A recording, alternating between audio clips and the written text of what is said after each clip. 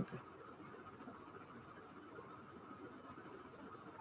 ওকে তো গত ক্লাসে আমরা বিভিন্ন ধরনের অপারেটর নিয়ে কথা বলছিলাম, logical operator, relational operator, arithmetic operator, বিভিন্ন ধরনের মানে বেসিক যে যে অপারেটরগুলো আমাদের দরকার পড়ে সেই অপারেটরগুলো নিয়ে আলোচনা করেছিলাম।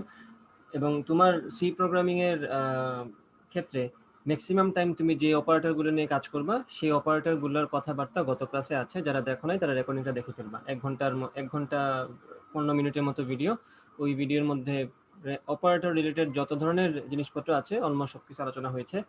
কিছু অ্যাডভান্সড অপারেটর আমাদের বাকি আছে, সেগুলো আমরা ওই অ্যাডভান্স টপিক পড়ার সময় পড়বো। যেমন ধরো পয়েন্টারের জন্য আমাদের একটা অপারেটর ইউজ করতে হয়, সেটা হচ্ছে আমাদের এস্ট্রিক্স অপারেটর, এই যে স্টার দিয়ে, ঠিক আছে। তো এই অপারেটরটা যখন আমরা পয়েন্টার পড়বো তখন সেটা নিয়ে আলোচনা করব। তারপরে একটা অপারেটর আছে যেটার নাম হচ্ছে টার্নারি অপারেটর। আমরা পড়েছিলাম ইউনারি অপারেটর, যেটা হচ্ছে একটা অপারেন্ডের উপর ডিপেন্ডেন্ট। ইউনারি কোনটাকে বলতাম, যেমন ধরো প্লাস প্লাস অথবা মাইনাস মাইনাস অথবা নট, এটা হচ্ছে ইউনারি অপারেটর। এগুলা কেন এগুলো ইউনারি অপারেটর? কারণ এগুলা একটা অপারেটরের উপরই কাজ করে। যেমন ধরো আমি যদি লিখি এ প্লাস প্লাস, এটা হচ্ছে এ এর ভ্যালুকে 1 বাড়াই দিবে। এ যদি লিখি এ মাইনাস মাইনাস, এটা হচ্ছে এ এর ভ্যালুকে 1 কমাই দিবে। আমি যদি লিখি নট এ, মানে হচ্ছে এ, মানে এর যেটাই ভ্যালু সেটাকে নট করে দিবে। এটা হচ্ছে ইউনারি অপারেটরের মধ্যে পড়ে। এখন এটা ছিল ইউনারি অপারেটর। তারপর আরেকটা টাইপ ছিল হচ্ছে বাইনারি অপারেটর। বাইনারি অপারেটর কেন? কারণ সেটা দুইটা অপারেন্ডের উপর কাজ করে। একটা অপারেন্ড দিলে সে কিছু মিন করে না। যেমন ধরো আমি যদি প্লাস ইউজ করতে চাই, আমার অবশ্যই দুই পাশে দুইটা অপারেন্ড থাকা লাগবে। আমি যদি মাইনাস ইউজ করতে চাই, অথবা আমি যদি ভাগ ইউজ করতে চাই, অথবা পার্সেন্ট ইউজ করতে চাই, সব ক্ষেত্রেই আমাদের দুইটা অপারেন্ট লাগবে। একটা অপারেটর দিয়ে যেহেতু কাজ করা যায় না, আমার এখানে দুইটা লাগে, সেজন্য এটার নাম হচ্ছে বাইনারি অপারেটর। সেরকমভাবে আমাদের আরেকটা অপারেটর আছে যেটাতে আমরা তিনটা অপারেন্ট নিয়ে কাজ করতে হয়। তো তিনটা অপারেন্ট নিয়ে যখন কাজ করতে হয় সেটাকে বলা হয় টার্নারি অপারেটর। এবং সেই অপারেটর নিয়ে আমি এখন কথা বলিনি, কারণ এই অপারেটর নিয়ে এখনো কথা বলার আমাদের দরকার পড়ে নাই। যখন দরকার পড়বে তখন আমরা ওই অপারেটর নিয়ে কথা বলবো। যেমন ধর এই স্টার যে লিখলাম এখানে, এস্টেরিক বলে এটাকে, এটা ইউজ করবো আমরা যখন আমরা পয়েন্টার নিয়ে কাজ করব তখন। আর বাইনারি তো আমরা ইউজ করছি অলরেডি অনেক, ইউনারিও আমরা অনেক ইউজ করেছি প্লাস প্লাস মাইনাস মাইনাসের জন্য। যখন আমরা টার্নারি অপারেটর ইউজ করবো, টার্নারি মানে বুঝতেছো, 3 বোঝায় ওটা দিয়ে। ইউনারি দিয়ে 1 বোঝায়, বাইনারি দিয়ে 2 বোঝায়, টার্নারি দিয়ে 3 বোঝায়। সো টার্নারি আমরা ইউজ করবো তখন যখন আমাদের দরকার পড়বে, ঠিক আছে। বেসিক অপারেটর, মেইন যেগুলা ফান্ডামেন্টাল অপারেটর যেগুলো দরকার হয় সেগুলো আমাদের শেষ। ওকে, আচ্ছা, এখন আমরা একটা প্রবলেম সলভ করব। প্রবলেমটা খুবই ইজি, মানে যারা মোটামুটি প্রোগ্রামিং পারো তাদের জন্য তো এটা কোনো কিছুই না। সেটা হচ্ছে সেলসিয়াস স্কেল থেকে ফারেনহাইট স্কেলে কনভার্সন, ঠিক আছে। সেলসিয়াস থেকে ফারেনহাইট, আমি ফারেনহাইট বানানো অবশ্য পারি না, আমি এখনো শিওর না যে এটা বানান ঠিক আছে কিনা। এই বানানটা আসলে কখনো লেখা হয় না, জানি প্রত্যেকবারই পারি না যে, তারপরেও ভুলই লিখি। হ্যাঁ, আমি ভুল লিখেছি, আমি কপি পেস্ট করে নিয়ে আসতেছি এটা। ফারেনহাইট, এটার বানানটা হচ্ছে এরকম না, এটার বানানটা হচ্ছে FAHRENHEIT। এটা হচ্ছে ফারেনহাইটের বানান, মানে মাঝখানে একটা এইচ থাকে, ঠিক আছে। তো এই যে সেলসিয়াস থেকে ফারেনহাইট স্কেলে কনভার্সন, ধরো আমাকে বললো আজকের তাপমাত্রা বা কোনো একটা জিনিসের তাপমাত্রা তোমাকে বললো 30 ডিগ্রি সেলসিয়াস, এটার ফারেনহাইটে কত ডিগ্রি ফারেনহাইট হবে সেটা আমাদেরকে বের করতে হবে। তো এটা যদি পারতে হয় তোমার একটু একটু কষ্ট করে এইচএসসির বইয়ে যে সেলসিয়াস এবং ফারেনহাইটের মধ্যে যে সম্পর্ক দেওয়া আছে, বিভিন্ন টেম্পারেচার স্কেলের মধ্যে যে রিলেশন দেওয়া আছে, সেই রিলেশনটা একটু মনে করা লাগবে, যেটা আমাদের ইন্টারের বইয়ের তাপগতিবিদ্যায় আছে। সেকেন্ড পেপারের প্রথম চ্যাপ্টার তাপগতিবিদ্যা বা থার্মোডাইনামিক্স, ওখানে আছে। সো আমরা আপাতত এই সূত্রটাকে মুখস্থ হিসেবে বসাই দিব এখানে। সূত্রটা কি ছিল বলো তো একটু, একজন একটু বলো। এখানে তো ম্যাক্সিমাম এইচএসসি রানিং ব্যাচ, মানে 21 ব্যাচই আছে এখানে, অনেকেই 20 ব্যাচও আছে। সো একটু বলো সেলসিয়াস এবং ফারেনহাইটের মধ্যে যে রিলেশনটা, ওই রিলেশনটা কিরকম? হ্যাঁ বলো। C/5 equal to F minus 32/9. এই মানে 32/9, এই তো অনেকেই পেরে গেছো, ধন্যবাদ। তো এইটা আমাদের মুখস্থ রাখা লাগবে, ঠিক আছে। যেরকমটা আমরা মুখস্থ রাখি a plus B whole square is equal to a square plus 2ab plus b square, এরকম ভাবে আমাদের এটাও মুখস্থ রাখা লাগবে যদি আমাদের এই কনভার্সনটা পারতে হয় যে সেলসিয়াস স্কেল এবং ফারেনহাইট স্কেলের মধ্যে রিলেশন হচ্ছে এটা, উইচ ইজ সি দ্বারা আমরা বোঝাচ্ছি সেলসিয়াস স্কেলে আমাদের রিডিং, কত রিডিং আমি পাচ্ছি সেলসিয়াস স্কেলে, divided by 5 is equal to Fahrenheit স্কেলের রিডিং -32 ডিভাইড বাই 9। এখন এইটা যদি বুঝতে হয় তোমার, সেক্ষেত্রে আমার ফিজিক্সের ব্যাচে জয়েন করতে হবে। সো সেটা আমার আলাদা ব্যাচ ফিজিক্সের। তো এগুলো যদি পারতে হয় আমার ফিজিক্সের সেকেন্ড পেপারের যে ব্যাচটা আছে সেই ব্যাচে জয়েন করতে হবে, তাহলে ওগুলা বুঝতে পারবা। আপাতত জাস্ট সি এর পারপাসে সূত্রটা জাস্ট ধরে নাও, ফর গ্রান্টেড আমরা পারি, ঠিক আছে। ওকে, তো এই হচ্ছে আমাদের সূত্র, এটা আমরা ইউজ করব। তো মনে করো আমি দুইটাই প্রশ্ন করতে পারি, এবং এইটা কিন্তু মানে এইচএসসি লেভেলে সি প্রোগ্রামিংটা থেকে যে পরীক্ষায় প্রশ্নগুলো আসে, প্রশ্নগুলো কিন্তু খুবই ইজি আসে, এবং এটা হচ্ছে কমনলি আস্কড কোয়েশ্চেনের মধ্যে একটা, ফ্রিকুয়েন্টলি আস্কড কোয়েশ্চেনের মধ্যে এটা হচ্ছে একটা, যে সেলসিয়াস স্কেলে তোমাকে দিয়ে দিবে, ফারেনহাইট স্কেলে তোমাকে আনসার বের করতে হবে। সেলসিয়াস স্কেলে তোমাকে দেয়া থাকবে, ধরো বললো যে আজানটা শেষ হোক তারপরে আসতেছি, 2 মিনিট লাগবে।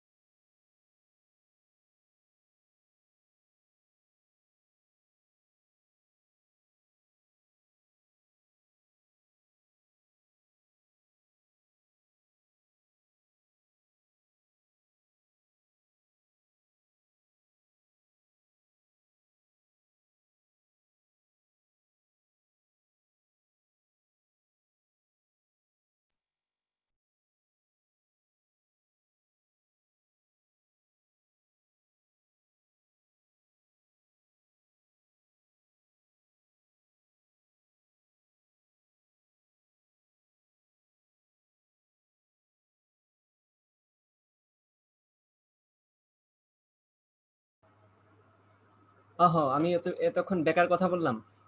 যাই হোক, আমি যেটা বলতে চাচ্ছিলাম একটু শর্টকাটে বলে দিই। কথাটা হচ্ছে যে কারো যদি এমন হয় যে নামাজ পড়তে হবে, ধরো আমার ক্লাস শুরুর পরে কিন্তু আজান পড়ছে, তোমার কিন্তু নামাজ পড়ার জন্য আজানের জন্য ওয়েট করতে হচ্ছে না, ওয়াক্ত কিন্তু আগে শুরু হয়ে যায় নামাজের। মসজিদে নর্মালি কিছুক্ষণ পরে, ওয়াক্ত শুরু হওয়ার অনেকক্ষণ পরে আজান পড়ে, আর জামাত হয় আরো 15 মিনিট পরে। তো সেই ক্ষেত্রে তোমার যদি মনে হয় যে ওয়াক্তের সময় নামাজ পড়ে ফেলতে, তুমি ওয়াক্ত শুরু হওয়ার সাথে সাথে নামাজ পড়ে ফেলতে পারো। আর সেক্ষেত্রে মোবাইলের অ্যাপ আছে, মুসলিম প্রো একটা অ্যাপ আছে, ওইটা খুবই ভালো। অথবা সালাত নামে বাংলা একটা অ্যাপ আছে, ওইটা অনেক ভালো। সো তোমার লোকেশন অনুযায়ী তারা মানে ওয়াক্তের টাইম, 5 ওয়াক্ত নামাজের টাইম তোমাকে দিয়ে দিবে, তুমি অনুযায়ী নামাজ পড়ে ফেলতে পারো ওয়াক্ত শুরু হওয়ার সাথে সাথে। তোমার ক্লাস টাইমের পরে যদি দেখা যায় মাগরিবের নামাজ চলে আসতেছে, তো সেই ক্ষেত্রে তুমি আসরের নামাজটা ক্লাস শুরুর আগে পড়ে ফেলতে পারো। এটাই বলছিলাম জাস্ট, আর কিছু না। ওকে, তো আমরা এখন কাজে চলে যাই। সি ডিভাইডেড বাই 5, খুবই উত্তম হয়েছে এখানে। C divide by 5 is equal to F minus 32 divide by 9। এখন মনে করো তোমাকে, এই ম্যাথের মধ্যে কিন্তু আসলে প্রোগ্রামিং এর কিছু নাই, এই প্রবলেম সলভিং এর ক্ষেত্রে এই প্রশ্নটা যদি পরীক্ষা আসে, এখানে কিন্তু তোমার সি প্রোগ্রামিং এর চেয়ে তোমাদের এই সূত্র মুখস্থ থাকাটাই বেশি জরুরি। সি প্রোগ্রামিং তো এখানে দুধ ভাত একদম। তো তোমাকে মনে করো পরীক্ষায় দিছে যে সেলসিয়াস স্কেল থেকে ফারেনহাইট স্কেলে কনভার্সনের একটা প্রোগ্রাম লিখো, সি প্রোগ্রাম লিখতেই বলবে তোমাকে। তো সেলসিয়াস থেকে যদি তোমাকে ফারেনহাইটে কনভার্সনের কোড লিখতে বলে, সেক্ষেত্রে তোমার ডেফিনেটলি এই সূত্র জানা থাকা লাগবে। দেখো, এখন আমি যদি বলি, আমি আমি যেহেতু সেলসিয়াস থেকে ফারেনহাইটে যেতে বলছে, দ্যাট মিন্স তুমি ইনপুট নিবা কোনটা, তুমি ইনপুট নিবা সেলসিয়াসটা, তাই তো? হয়তো সেলসিয়াস বানানো এখানে এস। তো তুমি ইনপুট নিবা সেলসিয়াস, তো তুমি কি করবা, একটা ভেরিয়েবলের নাম দাও সি, ক্যাপিটাল সি দিলাম আমি মনে করো। আচ্ছা, ক্যাপিটাল সি দিলে আবার ঝামেলা, পরে আবার স্মল সি লিখে ফেলবা, স্মল সি দিলাম। স্মল সি দিলাম কেন, এটা সেলসিয়াস মিন করছে। ওকে, আরেকটা দিলাম এফ, যেটা দিয়ে আমরা ফারেনহাইট বোঝাবো। ডান, এক লাইন শেষ আমাদের। পরে কি করবো আমরা, পরে হচ্ছে আমরা সেলসিয়াস স্কেল তো আমি ইউজার থেকে নিতে চাই যে তুমি সেলসিয়াস স্কেলটা ইনপুট দাও, সেলসিয়াস স্কেলে তুমি কত ডিগ্রি সেলসিয়াস লিখবা। তো এই ক্ষেত্রে যেটা করবো আমরা, একটা জিনিস ভালো করে খেয়াল করো, আমাদের তাপমাত্রাগুলো কিন্তু নর্মালি ইন্টিজার হবেই, এটা কোনো কথা নাই। তোমার 33.4, 33.9 অথবা 99.4 এরকম যে কোনো তাপমাত্রা আসতে পারে। সো এখানে বেটার চয়েস হচ্ছে আমরা, আর এই যে ভাগটা করবো, তো ডেফিনেটলি তোমার এখানে ফ্র্যাকশনাল নাম্বার আসবেই, এটাতে তুমি একদম গ্যারান্টেড থাকো। প্রবাবিলিটি এটাই বলে যে তোমার আনসারটা ফ্র্যাকশনই আসবে, কারণ 9 দিয়ে ভাগ করতেছো, 9 কিন্তু খুব একটা সুন্দর সংখ্যা না, ঠিক আছে? তো আনসার মোস্ট প্রবাবলি তোমার দশমিকই আসবে অথবা ফ্র্যাকশনাল নাম্বার আসবে। তো এখানে ভালো চয়েস হচ্ছে তুমি ডাবল নিয়ে কাজ করে ফেলে শুরুতেই। তুমি বললা ডাবল সি এন এফ, মানে তুমি ডাবল টাইপের দুইটা ভেরিয়েবল ডিক্লেয়ার করলা, একটা হচ্ছে সি যেটা তুমি সেলসিয়াস বোঝাবা, এবং একটা হচ্ছে এফ যেটা দিয়ে তুমি ফারেনহাইট বোঝাবা। তারপরে তুমি কি করবা, তুমি স্ক্যানএফ ফাংশন নিয়ে সেলসিয়াস ইনপুট নেওয়া লাগবে, বিকজ সেলসিয়াস ইনপুট নেওয়ার পরে তারপরে না সে তোমাকে ফারেনহাইট আউটপুট দিবে, তাই তো? তুমি কি করবা, স্ক্যানএফ লিখবে এখানে, পার্সেন্ট মাথায় রাখবা, এটা কিন্তু ডাবল ইন্টিজার না কিন্তু, তাহলে লিখবা এলএফ। এলএফ মানে হচ্ছে লং ফ্লোট, ফ্লোটের চেয়ে যেটা বড় বা যার প্রিসিশন বেশি। প্রিসিশন বলতে আসলে কি বোঝায় সেই কথাবার্তায় না যাই, আপাতত এটাই মাথায় রাখো। জাস্ট প্রিসিশন মানে বোঝাচ্ছে, ধরো তোমার দশমিকের পরে এক ঘর হইলেই তোমার চলে নর্মাল হিসাব নিকাশে, কিন্তু যখন আমরা অনেক সাইন্টিফিক রিসার্চ করব, বা যখন আমরা একদম পয়েন্টের পরে 4-5 ঘর পর্যন্ত যখন আমাদের দরকার পড়ে সংখ্যা নেয়া, রিডিং নেয়া, সেক্ষেত্রে আমরা প্রিসিশনটা একটু বেশি দরকার। সেক্ষেত্রে আমরা ডাবল 12.5 না বলে তখন আমরা বলবো 12.5934, 4 ঘর নিব আমরা। তো যে টাইপটার প্রিসিশন বেশি সেই টাইপটা হচ্ছে আমাদের ডাবল। আমরা নর্মালি ডাবল নিয়েই সন্তুষ্ট থাকবো, আমরা ডাবল নিয়ে কাজ করব। আমি তোমাদেরকে এটাই বলবো, তুমি ডাবল নিয়ে কাজ করো। ফ্লোটে কাজ করলে একটা সমস্যা হয় টাইপ কনভার্সনের ব্যাপারটা। সো তোমরা যখন ল্যাবে কাজ করবা, কোনো না কোনো সময় তো কলেজে যাবা, ল্যাবে তো তোমাদের ওই সি প্রোগ্রাম কিছু তো করতে হবে কলেজে, অ্যাটলিস্ট ফাইনাল পরীক্ষা না করে কলেজে তো করতে হবে। তো সেক্ষেত্রে তোমরা দশমিক সংখ্যা যখন বা ফ্র্যাকশনাল নাম্বার যখন তোমাদের সামনে আসবে, বা মনে হবে যে ফ্র্যাকশনাল নাম্বার আনসার আসতে পারে, তোমরা ফ্লোট না নিয়ে ডাবল নিয়ে কাজ করবা। ওকে, সো পার্সেন্ট এল এফ, ঠিক আছে, একটাই তো ইনপুট নিব, তাহলে এন্ড সি, আমরা সি এর অ্যাড্রেসে কি ইনপুট নেবো, একটা দশমিক সংখ্যা ইনপুট নেবো, এবং তুমি যদি এখানে ইনপুট হিসেবে 30ও দাও, সে অটোমেটিক্যালি এটাকে 30.0 ধরেই কাউন্ট করবে। ওকে, কজ তুমি এটা টাইপই বলে দিছো, এটা হচ্ছে একটা দশমিক, একটা ডাবল সংখ্যা। ওকে, তো নেওয়া শেষ। তারপরে আমরা কি করব, তারপরে হচ্ছে আমরা এটা করব যে এফ সমান, এরপরে আমাদের কাজ হচ্ছে এই যে ইকুয়েশনটা, এই ইকুয়েশনটাকে ফারেনহাইটের হিসাবে নিয়ে যাওয়া, মানে ফারেনহাইটকে আমরা এক পাশে রাখবো, বাকি সব কিছুকে আমরা অন্য পাশে নিয়ে যাব। কেন, আমরা তো এফ বের করবো, তাই তো? এই জন্য তো দেখো এখানে কি করা যায়, এটাকে লেখা যায় F is equal to 9 into C divided by 5 plus 32, তাই না? এফ সমান তো এটাই আসবে, তুমি একটু ডান বাম করো, পক্ষান্তর করো, দেখবা এইরকমই একটা সেট আপ আসবে, 9 into C divided by 5 plus 32। Okay, তো তুমি এফ সমান লিখে ফেলো এখানে যে 9 into C divided by 5 plus 32। এখানে একটা জিনিস খেয়াল করবা, তুমি যদি লেখার সময় 9 ইন্টু সি ডিভাইডেড বাই 5 লিখে ফেলো, ঠিক আছে, এখানে একটা ঝামেলা হতে পারে। তো সেই জন্য তুমি যেটা করবা, তুমি 9 এবং সি আগে গুণ করবা, তারপরে 5 দ্বারা ভাগ করবা, এটা তোমার জন্য ভালো হবে। না হয় টাইপ কাস্টিং এর ঝামেলার জন্য আনসারের জন্য গরমিল আসতে পারে। তো তুমি কি করবা, কারণ এখানে প্রেসিডেন্সের ব্যাপার, প্রেসিডেন্স মানে আশা করি বোঝা যায় কোন অপারেটরটা আগে কাজ করবে, তাই তো, কোন অপারেটরটা আগে কাজ করবে। তো সেক্ষেত্রে তুমি যদি সি কে 5 দ্বারা আগে ভাগ করে ফেলো, সেক্ষেত্রে আনসার ছোট চলে আসে এবং এক্ষেত্রে ঝামেলা হয়, ঠিক আছে। ওই ঝামেলাটা যাতে না হয় সেই জন্য আমরা কি করবো, আগে 9 এবং সি গুণ করবো, তারপরে 5 দ্বারা ভাগ করবো। এবং কোনটা আগে করব সেটা কিন্তু তুমি যদি তোমার কম্পাইলারকে বাধ্য করো শুনতে, তুমি যদি তোমার কথা শুনতে বাধ্য করতে চাও তোমার কম্পাইলারকে, তোমার কাছে একটাই রাস্তা আছে, সেটা হচ্ছে তুমি ব্র্যাকেট দিয়ে দিবা। তুমি ব্র্যাকেটের মধ্যে ধরো নর্মালি আমি যদি লিখি এখানে একটা হিসাব, ধরো আমি লিখলাম এখানে এ প্লাস বি ইন্টু সি, অথবা আমি লিখলাম 2 প্লাস 3 ইন্টু 6। তুমি তো নর্মাল কমন সেন্স থেকে জানোই যে আগে সে 3 6 18 করবে, দেন 18 আর 2 করে সে কি করবে, 18 আর 2 যোগ করে সে 20 বলবে, আনসার এখানে 20ই আসবে, ঠিক আছে। কম্পাইলারও এটাই করে থাকে, গুণকে প্রাধান্য দেয় তারপরে যোগ করে। বাট তুমি যদি চাও 2 এবং 3 আগে যোগ করবে দেন গুণ করবে, তুমি কি করবা, ব্র্যাকেট দিয়ে দিবা। as simple as that। আমরা ক্যালকুলেটরে আসলে এটাই করি। প্রেসিডেন্স আসলে আমাদের মনে থাকে না, এটা এটা মানো আর না মানো, এটা তোমার মানে মানে তুমি এটা স্বীকার করতে বাধ্য যে প্রেসিডেন্স আমাদের মনে থাকে না। সবসময় আমরা এটা করে থাকি যে আমরা ব্র্যাকেট দিয়েই দায়মুক্ত হয়ে যাই, এবং এটাই সেফ, ব্র্যাকেট দিয়ে কাজ করাটাই সেফ, কারণ ওই ঝামেলা তোমার পড়তে হচ্ছে না, গুণ আগে না ভাগ আগে, যোগ আগে না বিয়োগ আগে, এইসব ঝামেলা আমরা পড়ে যাই মাঝে মধ্যে। তো সেক্ষেত্রে তুমি যদি সেফ থাকতে চাও, you better put them in a bracket, ঠিক আছে, ফার্স্ট ব্র্যাকেট দিয়ে আর কি। 2 প্লাস 3 ইন্টু 6 যদি করি, তাহলে তোমার টেনশন মুক্ত তুমি, যে এখানে 3 এবং 2 আগে যোগ হবে, 3 2 যোগ করলে 5 5 6 30 আনসার আসবে এখানে, ঠিক আছে। এটা এটা বলে রাখলাম, যখনই তোমার মনে হবে যে এই কাজটা আমার আগে করা উচিত, তখন ওই কাজটাকে আগে ব্রেকেট দিয়ে দিবা, সে অটোমেটিক্যালি ওই কাজ আগে করবে। ওকে, তাহলে আমরা কি করব, খেয়াল করবা, আমরা যেটা করব সেটা হচ্ছে 9 ইন্টু সি আগে করব, ডিভাইডেড বাই 5, ভাগটা পরে করব, দেন 32 যোগ করব। এই হচ্ছে আমাদের এফ। তো এফ তো পেয়ে গেলাম, এরপর কি করব, এরপর বলবো যে প্রিন্ট এফ। ওই যে এখন তো আমি এফ এর মানটা প্রিন্ট করতে চাই, print F percent LF format specifier ডাবলের জন্য, এখানে কি লিখবো, এফ, এফ এর মানটা এখানে বসে যাবে। এখন এই কাজটা আমরা এখন কোড বক্সে করব, এই কাজটা আমরা কোড বক্সে করব এখন। আশা করি মানে প্রসেসটা বুঝতে পারছো। কোড বক্স কি দেখা যায়, কোড বক্স কি দেখা যাচ্ছে?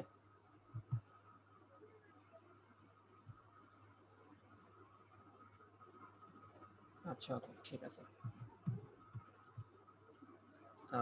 আমি এটার নাম দিব সেলসিয়াস টু ফারেনহাইট, ঠিক আছে।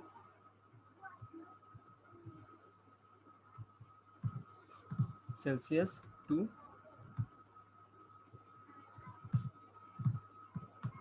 জীবনের প্রথম মনে ফারেনহাইট বানানো সঠিক করে লিখছি আমি। আচ্ছা, সেলসিয়াস টু ফারেনহাইট, আমাদের ফরজ কাজগুলো আমরা আগে করে ফেলি। প্রথমটা হচ্ছে আমাদের hash include stdio dot H, then আমরা ইন্ট মেইন করব, দেন কি করব, আমরা দুইটা ভেরিয়েবল ডিক্লেয়ার করব, এবং তারা অবশ্যই ডাবল টাইপের হবে। একটা হবে সি ফর সেলসিয়াস, আর একটা হবে এফ ফর ফারেনহাইট। তুমি যদি একজন ভালো প্রোগ্রামার হতে চাও, অথবা তোমার যদি নিয়ত থাকে সামনে কোনো সময় ওয়েব অ্যাপ ডেভেলপমেন্ট করবা, অথবা সফটওয়্যার ডেভেলপমেন্টে যাবা, অথবা যে কোনো ধরনের ডেভেলপমেন্টে যাবা, এই কোডিং রিলেটেড জিনিসপত্র যদি থাকতে চাও, তোমার অবশ্যই তোমার টার্গেট থাকবে তোমার ইউজার ওরিয়েন্টেড, তোমার ইউজার ওরিয়েন্টেড চিন্তা ভাবনা থাকতে হবে। তুমি জাস্ট নিজে কিছু বানালে হবে না, তোমার ইউজারকে নিয়ে তোমার চিন্তা ভাবনা করা লাগবে। সো তুমি যখন ইউজার নিয়ে চিন্তা করবা, তখন অবশ্যই তোমার এটা মাথায় থাকবে যে আমি যখন এই প্রোগ্রামটা আমার ইউজারকে ইউজ করতে দিব, user must be told what to do, ঠিক আছে। তুমি যদি ডিরেক্ট স্ক্যানএফ দিয়ে বসে থাকো তাকে, সে তো একটা কনসোল দেখবে, কি লিখতে হবে সে তো জানে না, তাই না। তো তোমার আগে থেকে বলে দেওয়া লাগবে যে please enter a Celsius temperature, ওটা তাকে বলে দিতে হবে। তো আমি এটাই করবো, প্রিন্ট এফ দিয়ে আমি বললাম তাকে, প্রিন্ট এফ থেকে বললাম যে প্লিজ এন্টার এ কি Celsius or else temperature in Celsius, ঠিক আছে। এইভাবে আমি তাকে বলে দিলাম please enter a temperature in Celsius. আচ্ছা, এবং ডেফিনেটলি আমি যে লাইনে বলবো তার নিচে লাইনে হয়তো প্রিন্ট হতে পারে, অথবা ওই লাইনে প্রিন্ট হতে পারে, এটা আমার পার্সোনাল চয়েস। আমি চাচ্ছি এই লাইনে প্রিন্ট হোক, মানে এই লাইনে সে স্ক্যান করুক অথবা ইনপুটটা দিক। স্ক্যান তো আমি করব, ইনপুট সে দিবে। তো এখন আমার ইনপুট নিতে হবে তার থেকে, স্ক্যানএফ দিয়ে কি করব আমি একটা ইনপুট নিব। কোন ভেরিয়েবল ইনপুট নিব আমি বলতো? অবশ্যই এই যে সি বলছি যেটাকে সেটাতে আমি ইনপুট নিব। ওকে, বাই দ্য ওয়ে একটা কথা, যারা কোড বক্সে কোড করছো তাদের জন্য বলে রাখি, তোমার যদি মনে হয় যে এই জায়গাটা অনেক কম, মানে এই ওয়ার্ক স্পেসটা অনেক কম মনে হচ্ছে, তুমি যেটা করতে পারো F2 তে ক্লিক করে দিবা, নিচের প্যানেলটা, এই যে প্যানেলটা, এটা চলে যাবে, তো একটু বেশি জায়গা পাবা। ওকে ওকে, সো স্ক্যানএফ দিয়ে আমরা কি করব, একটা ইনপুট নিব %lf ফর ডাবল, এবং কার অ্যাড্রেসে যাবে, এটা সি এর অ্যাড্রেসে ঢুকবে ইনপুটটা। তো এইভাবে দিয়ে দিলাম। এখন কি করব, এখন আমরা এফ সমান লিখব। এফ সমান কি বলছিলাম, 9 into C divided by 5 plus 30, তাই তো? তাহলে আমরা প্রথমে কি করব, 9 ইন্টু সি ছিল না? হ্যাঁ, 9 ইন্টু সি তে ছিল, 9 ইন্টু সি ডিভাইডেড বাই 5.0 দিয়ে দিও, কারণ 5 দিলে সে নর্মালি এটাকে দশমিক ধরে বসে থাকে, সরি ইন্টিজার ধরে বসে থাকে আর কি, এটা একটা ঝামেলা হতে পারে। So 9 into C divided by 5 plus 32.0, এটা কোন পারপাসে, যেহেতু আমরা ডাবল নিচ্ছি সেজন্য দশমিক আমরা বলে দিলাম। ওকে, এফ পেয়ে গেলাম আমরা, এই যে এফটা পেয়ে গেলাম। তো এখন আমরা যে সিটা যেটাই আমরা ইনপুট দিছি সেই অনুযায়ী সে আমাকে এফ একটা দিয়ে দিবে, এবং সূত্রটা আমাদের মুখস্থ ছিল। ওকে, সো এখন আমরা কি করব, আবার প্রিন্টএফ দিব। এখন বলবো the temperature in Fahrenheit scale is so and so. ঠিক আছে, আমি এখানে এটাই লিখবো, প্রিন্টএফ একটা প্রিন্ট করে দিলাম। এখানে আমরা লিখবো এখানে দ্য টেম্পারেচার, দ্য বানান মনে ভুল হয়ে গেছে আমার, হোক ফারেনহাইট স্কেল ইজ দিয়ে আমি একটা কোলন দিব, তারপরে একটা স্পেস দিব, তারপরে একটা %lf দিব। এই এলএফ এর জায়গায় কি বসবে বলো তো? এই এলএফ এর জায়গায় বসবে হচ্ছে ওই যে এফ এর মানটা, তাই তো? এই যে এফ এর মানটা দিয়ে দিব আমরা এখানে, আমাদের কোড শেষ। আর এটা করতে ভুলিও না, নিচে একটা রিটার্ন 0 লিখতে ভুলিও না কখনো। ঠিক আছে, এই হচ্ছে তোমার টেমপ্লেট কিন্তু সি প্রোগ্রামিং এর, নাহলে স্যার কিন্তু মার্ক কেটে দিবে।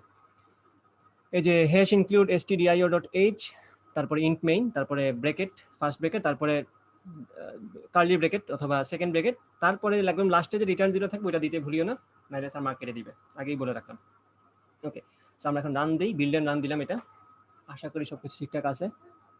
আচ্ছা, ওকে, এই যে আসছে আমার কাছে একটা ইনফরমেশন যে প্লিজ এন্টার এ টেম্পারেচার বানান ডেফিনেটলি আমি ভুল করছি, পিই ছিল, টেম্পারেচার ইন সেলসিয়াস আমি দিলাম 32।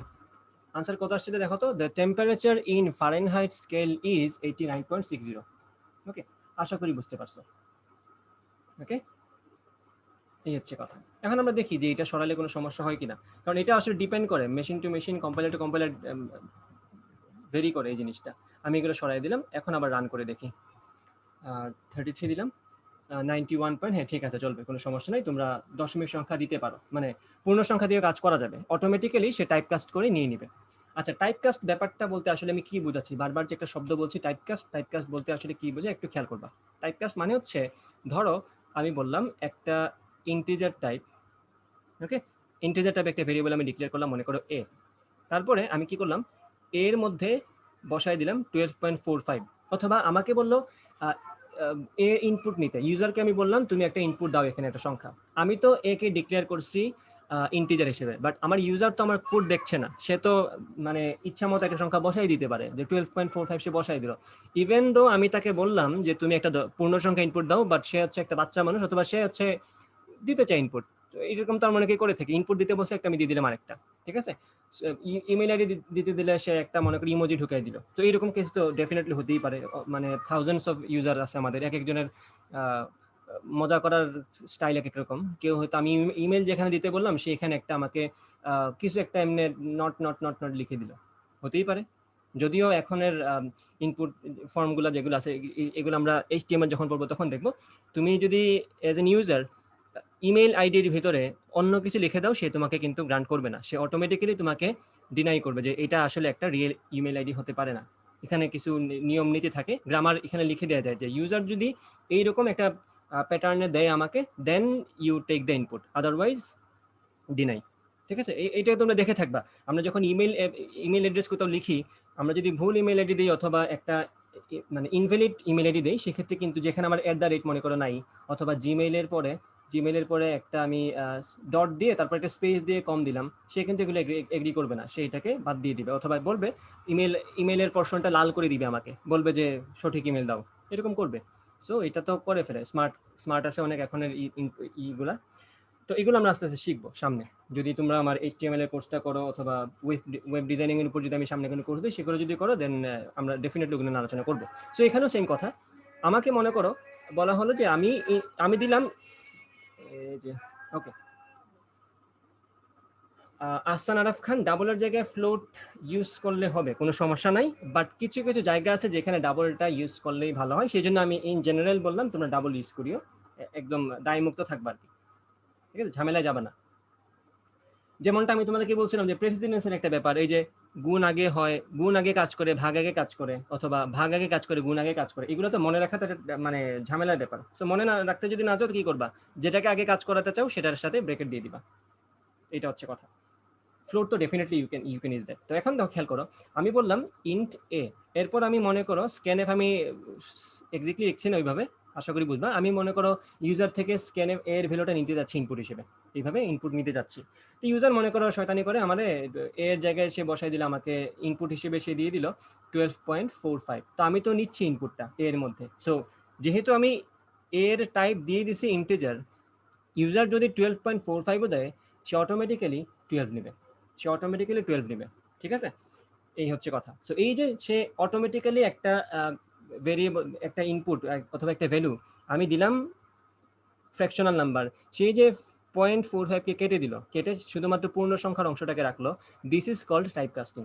ওকে, এই জিনিসটার নাম হচ্ছে টাইপ কাস্টিং। মানে কম্পাইলার অটোমেটিক্যালি অথবা সি ল্যাঙ্গুয়েজের মধ্যে ওই নকশাটা বলে দেয়া আছে যে কেউ যদি এইসব কাজ করে টাইপ কাস্ট করে ফেলবা, সে অটোমেটিক্যালি টাইপ কাস্টিং করতে পারে। ওকে, এই হচ্ছে type cast. So type cast নিয়ে তোমাদের খুব একটা বেশি ঝামেলার হওয়ার কথা না, সেই জন্য আমি টাইপ কাস্ট নিয়ে বেশি একটা যাচ্ছি না। সামনে হয়তো টাইপ কাস্টের উপর আলাদা একটা ভিডিও দিয়ে দিব, সেটা তোমরা দেখে নিতে পারবা। সো আপাতত আশা করি এই প্রবলেমটা তোমরা বুঝতে পারছো। আজকে আমরা নতুন একটা সেকশনে চলে যাব, ওই সেকশনটার নাম হচ্ছে কন্ট্রোল ফ্লো। তো চলো আমরা কন্ট্রোল ফ্লোতে চলে যাই, ঠিক আছে। তো তোমাদের জন্য একটা হোমওয়ার্ক থাকবে, তোমরা সবাই এই কোডটা করে আমাকে পাঠাবা আমার ইনবক্সে। হোমওয়ার্কটা হচ্ছে একটু কষ্ট করে লিখে নাও, অথবা কেউ একজন স্ক্রিনশট নিয়ে নিতে পারো। হোমওয়ার্ক হচ্ছে আমি তোমাকে মিনিট দিব, আমি তোমাকে দিব এত মিনিট, এই মিনিটকে তুমি বছরে কনভার্ট করে আমাকে দিবা, ঠিক আছে। আমি বলবো তোমাকে মিনিটস, আমি তোমাকে মিনিট দিব, তুমি মিনিট থেকে ইয়ার্স অ্যান্ড ডেজ এইটা কনভার্ট করে দিবা। মানে আমি যদি বলি তোমাকে 60,000 মিনিট, বললাম তোমাকে আমি 60,000 মিনিট, 60,000 হয়েছে এখানে, হয় নাই, এটা মানে একক দশক শতক সহস্র অযুত লক্ষ, 6 লাখ মিনিট হয়ে গেছে। তা আমি মনে করো তোমাকে 6 লাখ মিনিট দিলাম। তো এখন 6 লাখ মিনিট মানে কত বছর এবং কতদিন সেটা তুমি আমাকে বলতে হবে। তো তুমি এটা করে আমাকে দিবা, যে এই কোডটা তুমি লিখবা যে আমি ইনপুট দিব মিনিটে, আউটপুট আসবে ইয়ার্স এন্ড ডেইসে। যেমনটা আমরা অন্যান্য মেজারমেন্টের কাজ করে আসছি 9-10-এ থাকতে, যে আমি তোমাকে কিলোমিটার দিলাম, তুমি কিলোমিটারকে মিটার এন্ড সেন্টিমিটারে কনভার্ট করো। কিলোমিটার যতগুলো পূর্ণ সংখ্যক মিটার হয় সেটা তো অত মিটার হবে, আর বাকি যেগুলা থাকে গার্বেজ থাকে যেগুলা, সেগুলোকে আমরা সেন্টিমিটার নিয়ে গেলাম। তো এই যে আমরা কিলোমিটারকে মিটার এন্ড সেন্টিমিটারে কনভার্ট করলাম, এরকম ভাবে আমি তোমাদেরকে একটা কাজ করতে বলছি, সেটা হচ্ছে মিনিটকে তোমরা ইয়ার্স এন্ড ডেইজে কনভার্ট করবা। কত বছর এবং কত দিন ওই অতগুলা মিনিটে হয় সেটা তোমরা আমাকে মানে কনভার্সন এইরকম একটা প্রোগ্রাম করে আমাকে জমা দিবা, যেখানে আমি ইনপুট দিব, আমাকে প্রম্পট করতে হবে, আমাকে বলতে হবে যে এন্টার নাম্বার অফ মিনিটস, ঠিক আছে। এইভাবে একই টাইপের একটা প্রোগ্রাম আমাকে করে দিবা, যাতে আমি ইনপুট দিলে আমাকে বলা হয় যে তুমি মিনিট দাও, এবং আমি মিনিট দিয়ে ইনপুট দেওয়ার পরে এন্টার দেওয়ার পরে সাথে সাথে যাতে সে আমাকে বলে যে অত মিনিটে কত বছর এবং কত দিন হয়, ঠিক আছে। তো এটা হচ্ছে তোমাদের হোমওয়ার্ক, একটা সি কোড করে আমাকে জমা দিবা ইনবক্সে। ওকে, আশা করি হোমওয়ার্কটা বুঝতে পারছো। ওকে, আমরা এখন আমাদের নতুন সেকশনে চলে যাব। আজকের সেকশনের নাম হচ্ছে, নতুন যে সেকশনে আমরা যাব সেটা হচ্ছে আমাদের কন্ট্রোল ফ্লো। ওকে, আচ্ছা, আহসান আরাফ খান যে কথাটা বলছে যে ডাবলের জায়গায় ফ্লোট ইউজ করলে কি হয়, সেটা আমরা একটু করে দিই, তাহলে সে হয়তো একটু শান্তি পাবে। আমি এক কাজ করি, এখানে ডাবলের জায়গায় ফ্লোট দিয়ে দিই, ফ্লোট দিয়ে দিলাম। ফ্লোট, তো যেহেতু আমরা ফ্লোট নিচ্ছি, তাহলে এখানে আমরা %f দিয়ে কাজ করব, তারপরে এখানেও %f দিয়ে কাজ করব। ওকে, কোনো সমস্যা নেই। %f রান দিয়ে দিই একটু কষ্ট করে, তাহলে আমি 30 দিই, কোনো সমস্যা নাই। আসান এক্স্যাক্টলি পারফেক্টলি সব কিছু সেমই আসছে, 30 দিছি, 86 পয়েন্ট সামথিং সামথিং আসছে আনসার, এটাতে কোনো সমস্যা নেই। বাট আমি বলছি যাতে মানে কোনো ধরনের কখনো ঝামেলা না হয়, টাইপ কাস্টিং এর ব্যাপারটা কিন্তু আমি ওইভাবে তোমাদেরকে দেখাচ্ছি না বলতে, এটা যদি দেখাইও তারপরেও এই জিনিসটা সময় লাগে মাথার মধ্যে হজম করতে। সো টাইপ কাস্টিং এর ঝামেলা যাতে তোমরা না পড়ো, সেজন্য আমি বললাম তোমরা সবসময় ডাবল ইউজ করো, কোনো সমস্যা হবে না। ফ্লোট ইউজ করলে এক্ষেত্রে কোনো সমস্যা হয় নাই, তুমি দেখতে পাচ্ছ। ওকে, আচ্ছা আমরা পরের টাইপে চলে যাই। আমার স্ক্রিন কি আসছে? নতুন স্ক্রিন কি আসছে?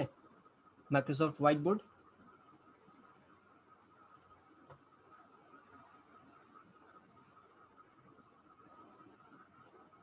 এই মাইক্রোসফট হোয়াইট বোর্ড আসে নাই, কি বলো? স্ক্রিন 1 তো শেয়ার করাই আছে আমার। আসছে আসছে, আচ্ছা ঠিক আছে, আসছে যেহেতু আমরা নতুন সেকশনে আমাদের চলে যাই। ওকে, হোল্ড অন এ সেকেন্ড। আচ্ছা, তো এখন আমরা যে টপিকে ঢুকবো সেটার নাম হচ্ছে কন্ট্রোল ফ্লো। আমি লিখে দিই সেকশনটার নাম। সেকশনটার নাম হচ্ছে কন্ট্রোল ফ্লো। এই কঠিন কঠিন শব্দ শুনে ভয় পাওয়ার কিছু নেই, ভিতরের জিনিস ওই তোমরা যা জানো তাই। এখানে আসলে আমরা ওই ইফ এলস নিয়ে কাজ করব। অর্থাৎ এই যে control flow, this is mainly decision making section. ঠিক আছে, এখানে আমরা ডিসিশন মেক করব যে এটা যদি হয় তাহলে ওটা করব, এটা যদি না হয় তাহলে ওইটা করব, এটাও যদি না হয় তাহলে ওইটা করব। এইরকম এই যে একটা হলে একটা করব, একটা না হলে অন্যটা করব, এই যে কথাবার্তাগুলো, এই জিনিসটার নামই হচ্ছে কন্ট্রোল ফ্লো। তো কন্ট্রোল ফ্লো এর ভিতরে, সেকশনের ভিতরে আমরা কি কি জিনিস পড়বো একটু বলে দিই। এখানে আমরা ইফ স্টেটমেন্ট পড়বো। ইফ স্টেটমেন্টের ভিতরে ডেফিনেটলি ইফ আসবে, এলস ইফ আসবে, তারপরে হচ্ছে এলস আসবে, সুইচ স্টেটমেন্ট আসবে, তারপরে আমাদের কিছু লুপ ঢুকবে, ডু ওয়াইল লুপ ঢুকবে, ওয়াইল লুপ ঢুকবে। তো এই হচ্ছে আমাদের মানে এই কন্ট্রোল ফ্লোর ভিতরে আমরা এগুলো নিয়ে পড়াশোনা করব। নেস্টেড লুপ ঢুকবে ডেফিনেটলি। ওকে, তারপরে আমরা কিছু প্রবলেম সলভ করব, তারপরে এই টপিকটা শেষ করব। আচ্ছা, তো প্রথমে একটু ওভারভিউ দিয়ে দিই হালকা পাতলা। ওকে, ডিসিশন মেকিং জিনিসটা অনেকটা এরকম। ওয়েট ফর এ ওয়াইল।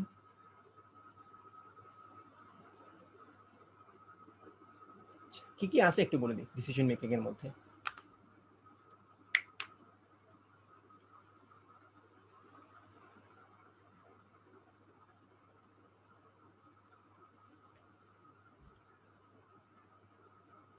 এখানে আছে আমাদের, একটু ভালো করে খেয়াল করবা, ডিসিশন মেকিং স্টেটমেন্টস। ঠিক আছে, এখানে আমরা ডিসিশন মেকিং স্টেটমেন্টস কিছু ইউজ করব, যেটার মধ্যে আমাদের ইফ দেন ঢুকবে, ইফ দেন এলস ঢুকবে। দেখতেছো একটা কমপ্লিট ইংলিশ কিন্তু এখানে ওয়ার্ডগুলা। তারপরে আমাদের সুইচ ঢুকবে, তারপরে আমাদের গো টু ঢুকবে। এই যে যদি এটা হয় তাহলে ওটা করো, যদি এটা না হয় তাহলে ওটা করো, সুইচ করো, গো টু করো। গো টু মানে কি? Go to their. ঠিক আছে, এই গো টু মানে কিন্তু আসলে ওটা যে গো টু দ্যাট স্টেটমেন্ট, এরকম কাহিনী করা হয় এখানে। ওকে, সো তারপরে আমরা ডিসিশন মেকিং স্টেটমেন্টে বললাম, তারপরে আমাদের আসবে কিছু লুপিং স্টেটমেন্ট। লুপ আমরা ইউজ করবো, যেটা একটা প্রোগ্রামিং ল্যাঙ্গুয়েজের জন্য সবচেয়ে মানে ইন্টারেস্টিং একটা topic. One of the interesting topics হচ্ছে আমাদের একটা প্রোগ্রামিং ল্যাঙ্গুয়েজের জন্য লুপ। এই যে লুপ জিনিসটা, এই লুপ জিনিসটাই আমাকে একটা মানে প্রোগ্রামিং ল্যাঙ্গুয়েজের মজাটা দেয়, যে আমি আসলে একটা একটা কম্পিউটার দ্বারা অথবা একটা মেশিন দ্বারা ইচ্ছা মতো কাজ করাতে পারি, তার লিমিটের মধ্যে অবশ্যই। তার তার যদি লিমিট ক্রস করে ফেলে তাহলে তো সে মাথা আউট করে নষ্ট হয়ে যাবে, সেটা তো ডিফারেন্ট কেস, অথবা সে হ্যাং করবে। বা তাকে দিয়ে যে আমি নিউমেরাস টাইমস কাজ করাতে পারি, একই কাজ তাকে দিয়ে আমি বারবার করাতে পারি, এটাই হচ্ছে আমার সফলতা। এই জিনিসটা আমরা লুপ দিয়ে করে থাকি, তাকে আমি বাধ্য করি টু ডু মানে same thing over and over. ঠিক আছে, স্টেটমেন্ট তো এখানে আমাদের ঢুকবে ফর লুপ ঢুকবে, দেন আমরা ওয়াইল দেখব, দেন আমরা ডু ওয়াইল দেখব। এটা হচ্ছে লুপিং স্টেটমেন্ট। তারপরে আমাদের আরেকটা টাইপের স্টেটমেন্ট আছে যেটার নাম হচ্ছে ব্রাঞ্চিং স্টেটমেন্ট। ব্রাঞ্চিং ব্রাঞ্চিং স্টেটমেন্টের মধ্যে আমাদের কি কি আছে খেয়াল করবা। এখানে আছে আমাদের ব্রেক। একটা লুপকে আমি যদি ভেঙে দিতে চাই, ধরো কোনো একটা জিনিস আমি পেয়ে গেছি, ধরো আমি একটু লুপ চালাচ্ছি, যতক্ষণ পর্যন্ত না আমি ওই জিনিসটা পাবো ততক্ষণ পর্যন্ত আমি চক্কর দিতে থাকবো লুপের মধ্যে। যখনই আমি ওই জিনিস পেয়ে গেছি, আমার আর চক্কর দেওয়ার দরকার নাই, দেন আমি বলবো ব্রেক, ভেঙে বের হয়ে চলে আসো, বা লুপ থেকে বের হয়ে চলে আসো। অথবা কন্টিনিউ, আমরা ওই অনুযায়ী কথা বলবো যখন আমরা ওই রকম সিচুয়েশনে পড়বো, কন্টিনিউ। তারপরে আছে আর একটা রিটার্ন। তো এই যে তিন টাইপের স্টেটমেন্ট আমি বললাম, decision making statement we make with if, if else, switch, go to. Looping statement we use for, while, do while. Branching statement we use break, continue and return.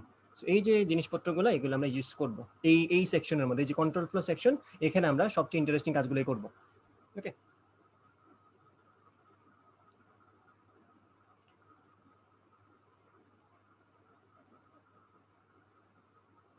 আশা করি এই পর্যন্ত যা যা বলছি সবাই বুঝতে পারছো।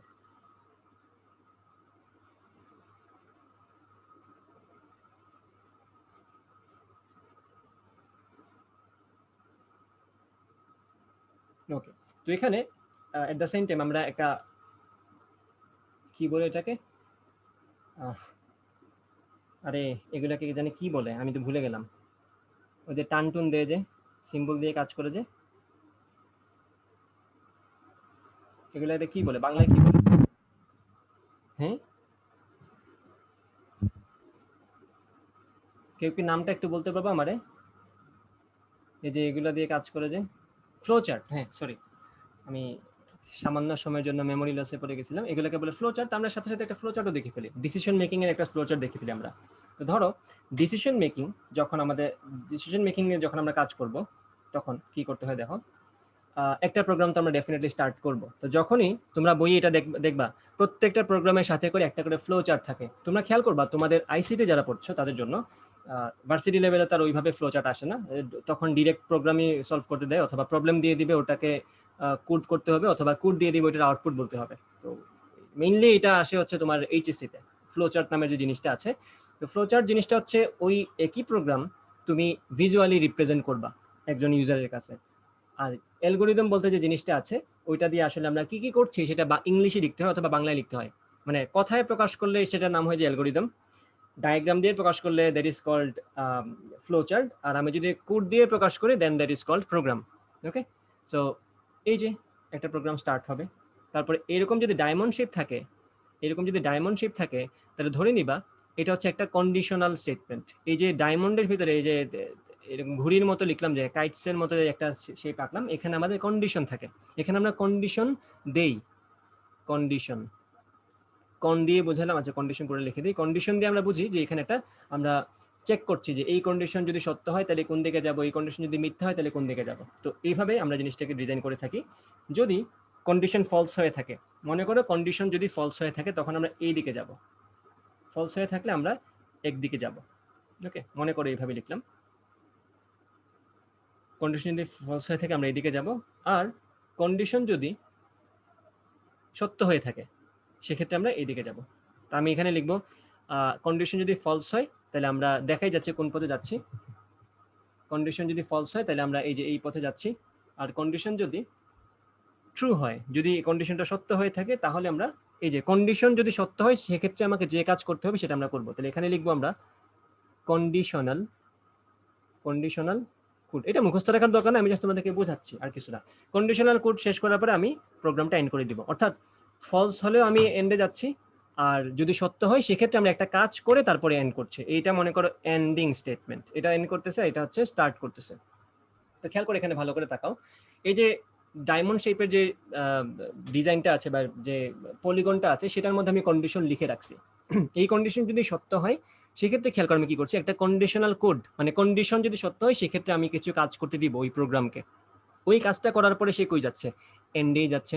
আবার কন্ডিশনটা যদি মিথ্যা হয় সেক্ষেত্রে সে ডিরেক্ট এন্ডে চলে যাচ্ছে। সো এটা তো একটা সিম্পলার প্রোগ্রাম, অনেক কঠিন প্রোগ্রাম আছে যেগুলোতে আমরা আরো জটিল জটিল ফ্লোচার্ট দেখতে পারবো। ফলস হলে সে হয়তো আরেক জায়গায় যাবে, এন্ডে না গিয়ে সে অন্যদিকে যাবে, এটা হতে পারে। ঠিক আছে, সো আমরা দেখবো, এটা জাস্ট আমি একটা ডেমো হিসেবে তোমাদেরকে দেখালাম যে ফ্লো চার্ট নামে একটা জিনিস এক্সিস্ট করে, সেটাও আমাদের হালকা পাতলা দেখতে হবে বা পরীক্ষায় আনসার করতে হবে। ওকে, আচ্ছা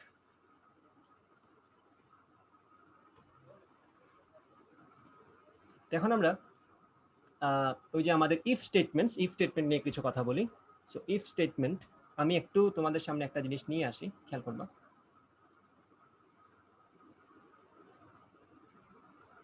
না লাগবে না, আমি আমি দেখাই দিই।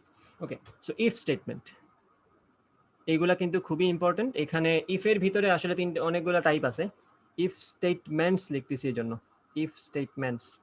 আচ্ছা, সো প্রথমেই আছে ইফ, শুধু ইফ দিয়ে একটা স্টেটমেন্ট আছে, এবং ইফ এলস নামে একটা স্টেটমেন্ট আছে, ইফ এলস। যদিও এটাকে ইফ এলস বলি না, আমরা আমরা যখন সি ল্যাঙ্গুয়েজ লিখবো তখন আমরা লিখবো এলস ইফ, তখন আমরা লিখবো এলস ইফ, এইভাবে আমরা লিখবো। ওকে, আরেকটা টাইপ আছে যেটার নাম হচ্ছে নেস্টেড ইফ, যেটার নাম হচ্ছে নেস্টেড ইফ। নেস্টেড মানে হচ্ছে একটা ইফের ভিতরে আরেকটা ইফ। যেমন ধর আমি বললাম মানে আমি জাস্ট চেক করছি ঠিক আছে, ধরো আমি একটা মানুষকে চেক করলাম, ধরো আমি কোনো একটা জায়গায়, ধরো দেশের বাইরে কোনো একটা জায়গায় একটা মানুষকে পেলাম যে হচ্ছে চেক করলাম যে সে বাংলাদেশি কিনা, দেখলাম চেক করে যে সে এশিয়ান। তো সে যদি এশিয়ান হয়ে থাকে আমি মনে মনে আশা করবো সে যাতে বাংলাদেশি হয়। জিজ্ঞেস করলাম সে বাংলাদেশি কিনা, হলো বাংলাদেশি হওয়ার পরে আমি অ্যাকসেপ্ট করতেই পারি সে সিলেটি কিনা। সো এই যে আমি অনেকগুলো ইফ, সে যদি প্রথম কথা এশিয়ান না হয় তাহলে তো আর আমি যাচ্ছি না সে বাংলাদেশি কিনা, সে তো অন্য অন্য সাব কন্টিনেন্টে আছে। যদি এশিয়ান হয়ে থাকে চেহারা মেহারা দেখাতে বোঝা যায় ইন্ডিয়ান পাকিস্তানি বাংলাদেশি তো অনেকটা কাছাকাছি, বা এই সাবকন্টিনেন্টের মানুষগুলো তো দেখতে অনেকটা একই রকম, তো আমি আশা করতে পারি সে বাংলাদেশি কিনা। সে দেখলাম সে বাংলাদেশি, তখন আমার মনে মনে আশা জাগতেই পারে সে সিলেটি কিনা। এই যে আমি একটা ইফের ভিতরে আরেকটা ইফ, দেখো সে যদি এশিয়ান না হয়ে থাকতো তাহলে কিন্তু আমি আর পরের স্টেটমেন্টগুলোতে যাইতাম না, আমি জিজ্ঞাসাও করতাম না তাকে তুমি বাংলাদেশি কিনা। যেহেতু সে এশিয়ান হয়ে গেছে আমি আজ করতেই পারি সে বাংলাদেশি কিনা। যেহেতু বাংলাদেশি হয়ে গেছে আমি তাকে আজ করার সাহস তখন পাচ্ছি, বা আমার লজিক আছে আজ করার যে সে সিলেটি কিনা। ওকে, সিলেটে যদি হয়ে থাকে তাহলে জিজ্ঞেস করবো সে কোন জায়গার, ঠিক আছে, তার বাসা কোথায়, এইসব জিজ্ঞেস করতেই পারি। সো একটার ভিতরে যে আরেকটা ঢুকে যায় that is called nested if. এই যে একটার ভিতরে একটা ঢুকে গেলে সেটার নাম হচ্ছে নেস্টেড ইফ। আমরা অবশ্যই এই রিলেটেড প্রবলেম সলভ করব। আচ্ছা, এলস ইফ বলতে কি বোঝায়? এই যে ধরো আমি জাস্ট এক্সাম্পল ওইটাই রাখি, ধরো একটা মানুষকে আমি সামনে পেলাম,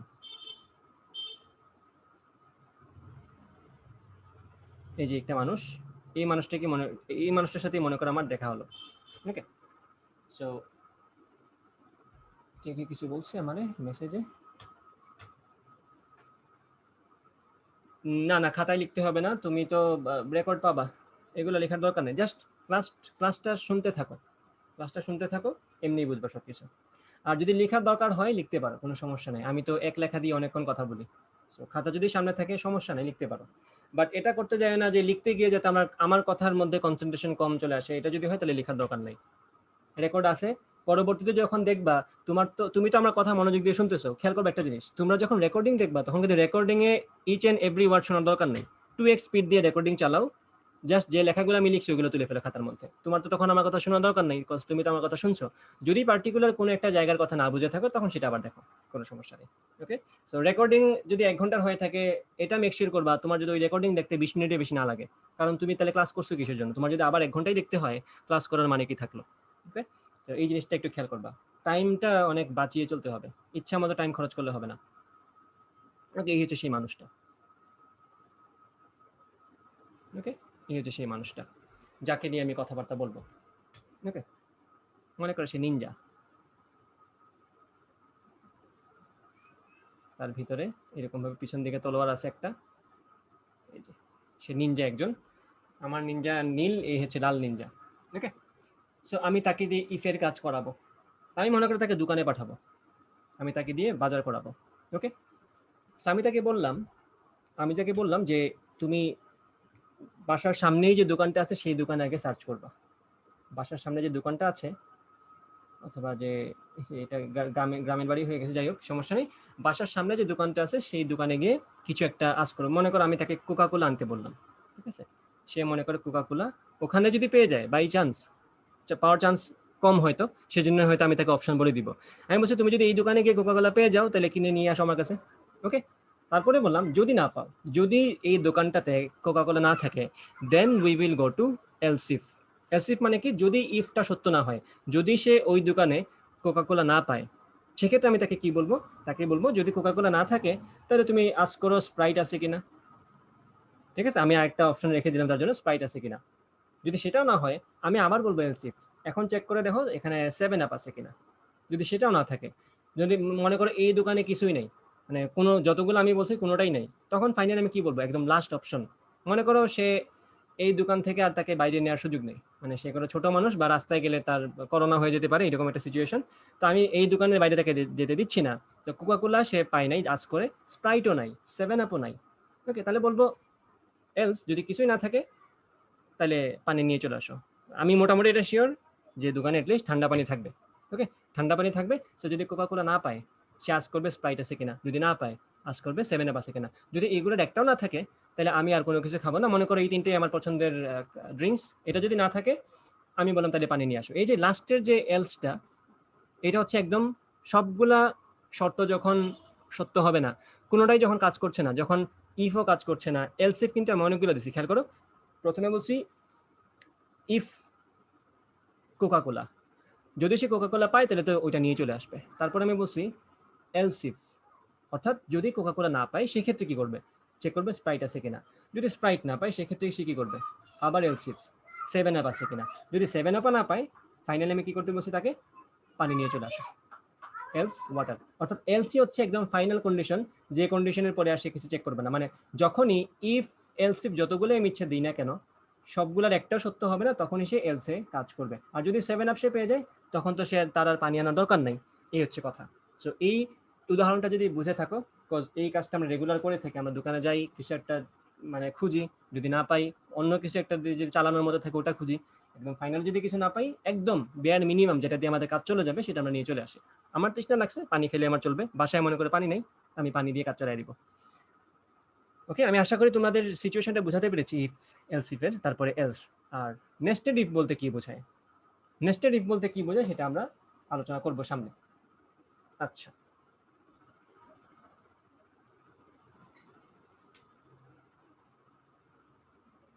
নেস্টেড ইফ বলতে কি বোঝায় সেটা তো আমি তোমাদেরকে, এই যে এই মানুষটা যেটা এশিয়ান, দেন প্রথমে তো তার মানুষ হওয়া লাগবে, মানুষ, সে এশিয়ান, দেন আজ করছি সে বাঙালি কিনা, দেন আজ করছি সে সিলেটি কিনা। তো এই যে একটা ইফের ভিতরে একটা ইফ ঢুকানো, একটা ইফও যদি কাজ না করে আমি কিন্তু পরের ইফে ঢুকছি না। তো একটা ইফের সাথে কিন্তু আরেকটা ইফ রিলেটেড।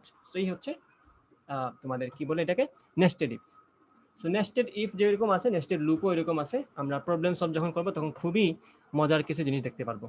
আপাতত এইসব ডিটেলে বাংলায় কথা না বলে আমি কোড দেখবো, তাই তো। এখন হচ্ছে মনে করো আমি চাচ্ছি একটা প্রোগ্রাম দিয়ে একটা কাজ বারবার করাতে। এটা নিয়ে আমরা অবশ্য একদম প্রথম ক্লাস আলোচনা করেছিলাম, বাট প্রথম ক্লাস তো অনেকেই মিস করছো, সেই জন্য আবার কথা বলছি। ধরো আমি একটা কাজ বারবার করাবো, একই কাজ আমি বারবার করাবো। ওকে, সো মনে করো আমি বললাম 1 থেকে 100 পর্যন্ত সংখ্যা যোগ করো। এই যে 1 থেকে 100 পর্যন্ত সংখ্যা যোগ করা, এখানে কিন্তু অনেকগুলা যোগ আছে, 100 বার যোগ করতে হচ্ছে আমার।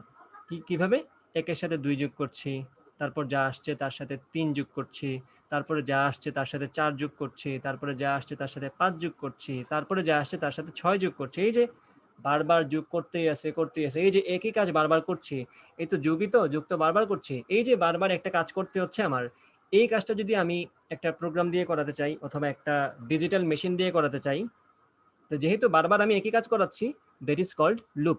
লুপ মানে কি, লুপ মানে তোমরা সবাই জানো যে ঘুরে ফিরে একই জায়গায় আবার চলে আসে, অর্থাৎ একই কাজ বারবার করা, একই কাজ বারবার করবে। এই যে প্রথমে সে 1-এর সাথে 2 যোগ করবে, তারপরে সে 3 যোগ করবে, তারপরে সে 4 যোগ করবে, এই যে যোগ করতে করতে ফাইনালি সে 100 যোগ করবে। এরপরে সে ক্ষান্ত দিবে যে শেষ আমার কাজ, এই পর্যন্ত যোগ করতে আমাকে বলছে, আমি যোগ করে ফেলছি। তো এই যে সে 100 পর্যন্ত যোগ করছে, একই কাজ বারবার করছে, একই কাজটা কি আসলে যোগ করার কাজটা, তো সেটার নাম হচ্ছে লুপ। এখন এই লুপ বিভিন্ন ধরনের আছে, মানে আমার পছন্দ মতো আমি এক এক সময় এক এক লুপ ব্যবহার করতে পারি। আমার কাছে অ্যাভেলেবল আছে ফর লুপ, আমার কাছে অ্যাভেলেবল আছে ওয়াইল লুপ।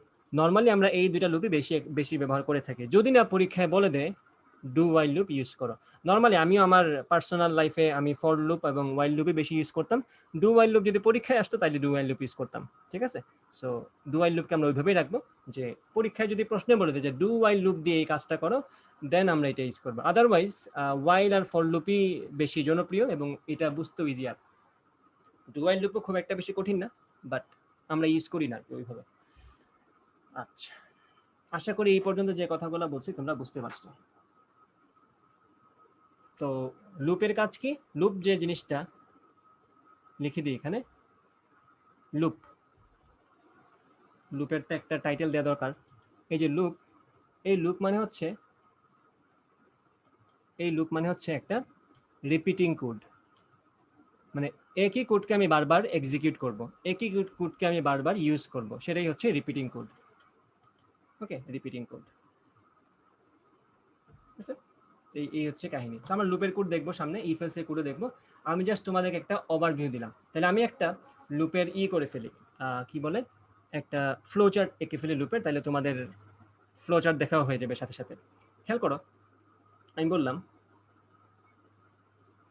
এই কোড প্রোগ্রামটা স্টার্ট হলো, গুলচিনি দিয়ে বুঝালাম প্রোগ্রামটা স্টার্ট হলো, তারপরে আসলো এখানে, এখানে আমি একটা কন্ডিশন চেক করব।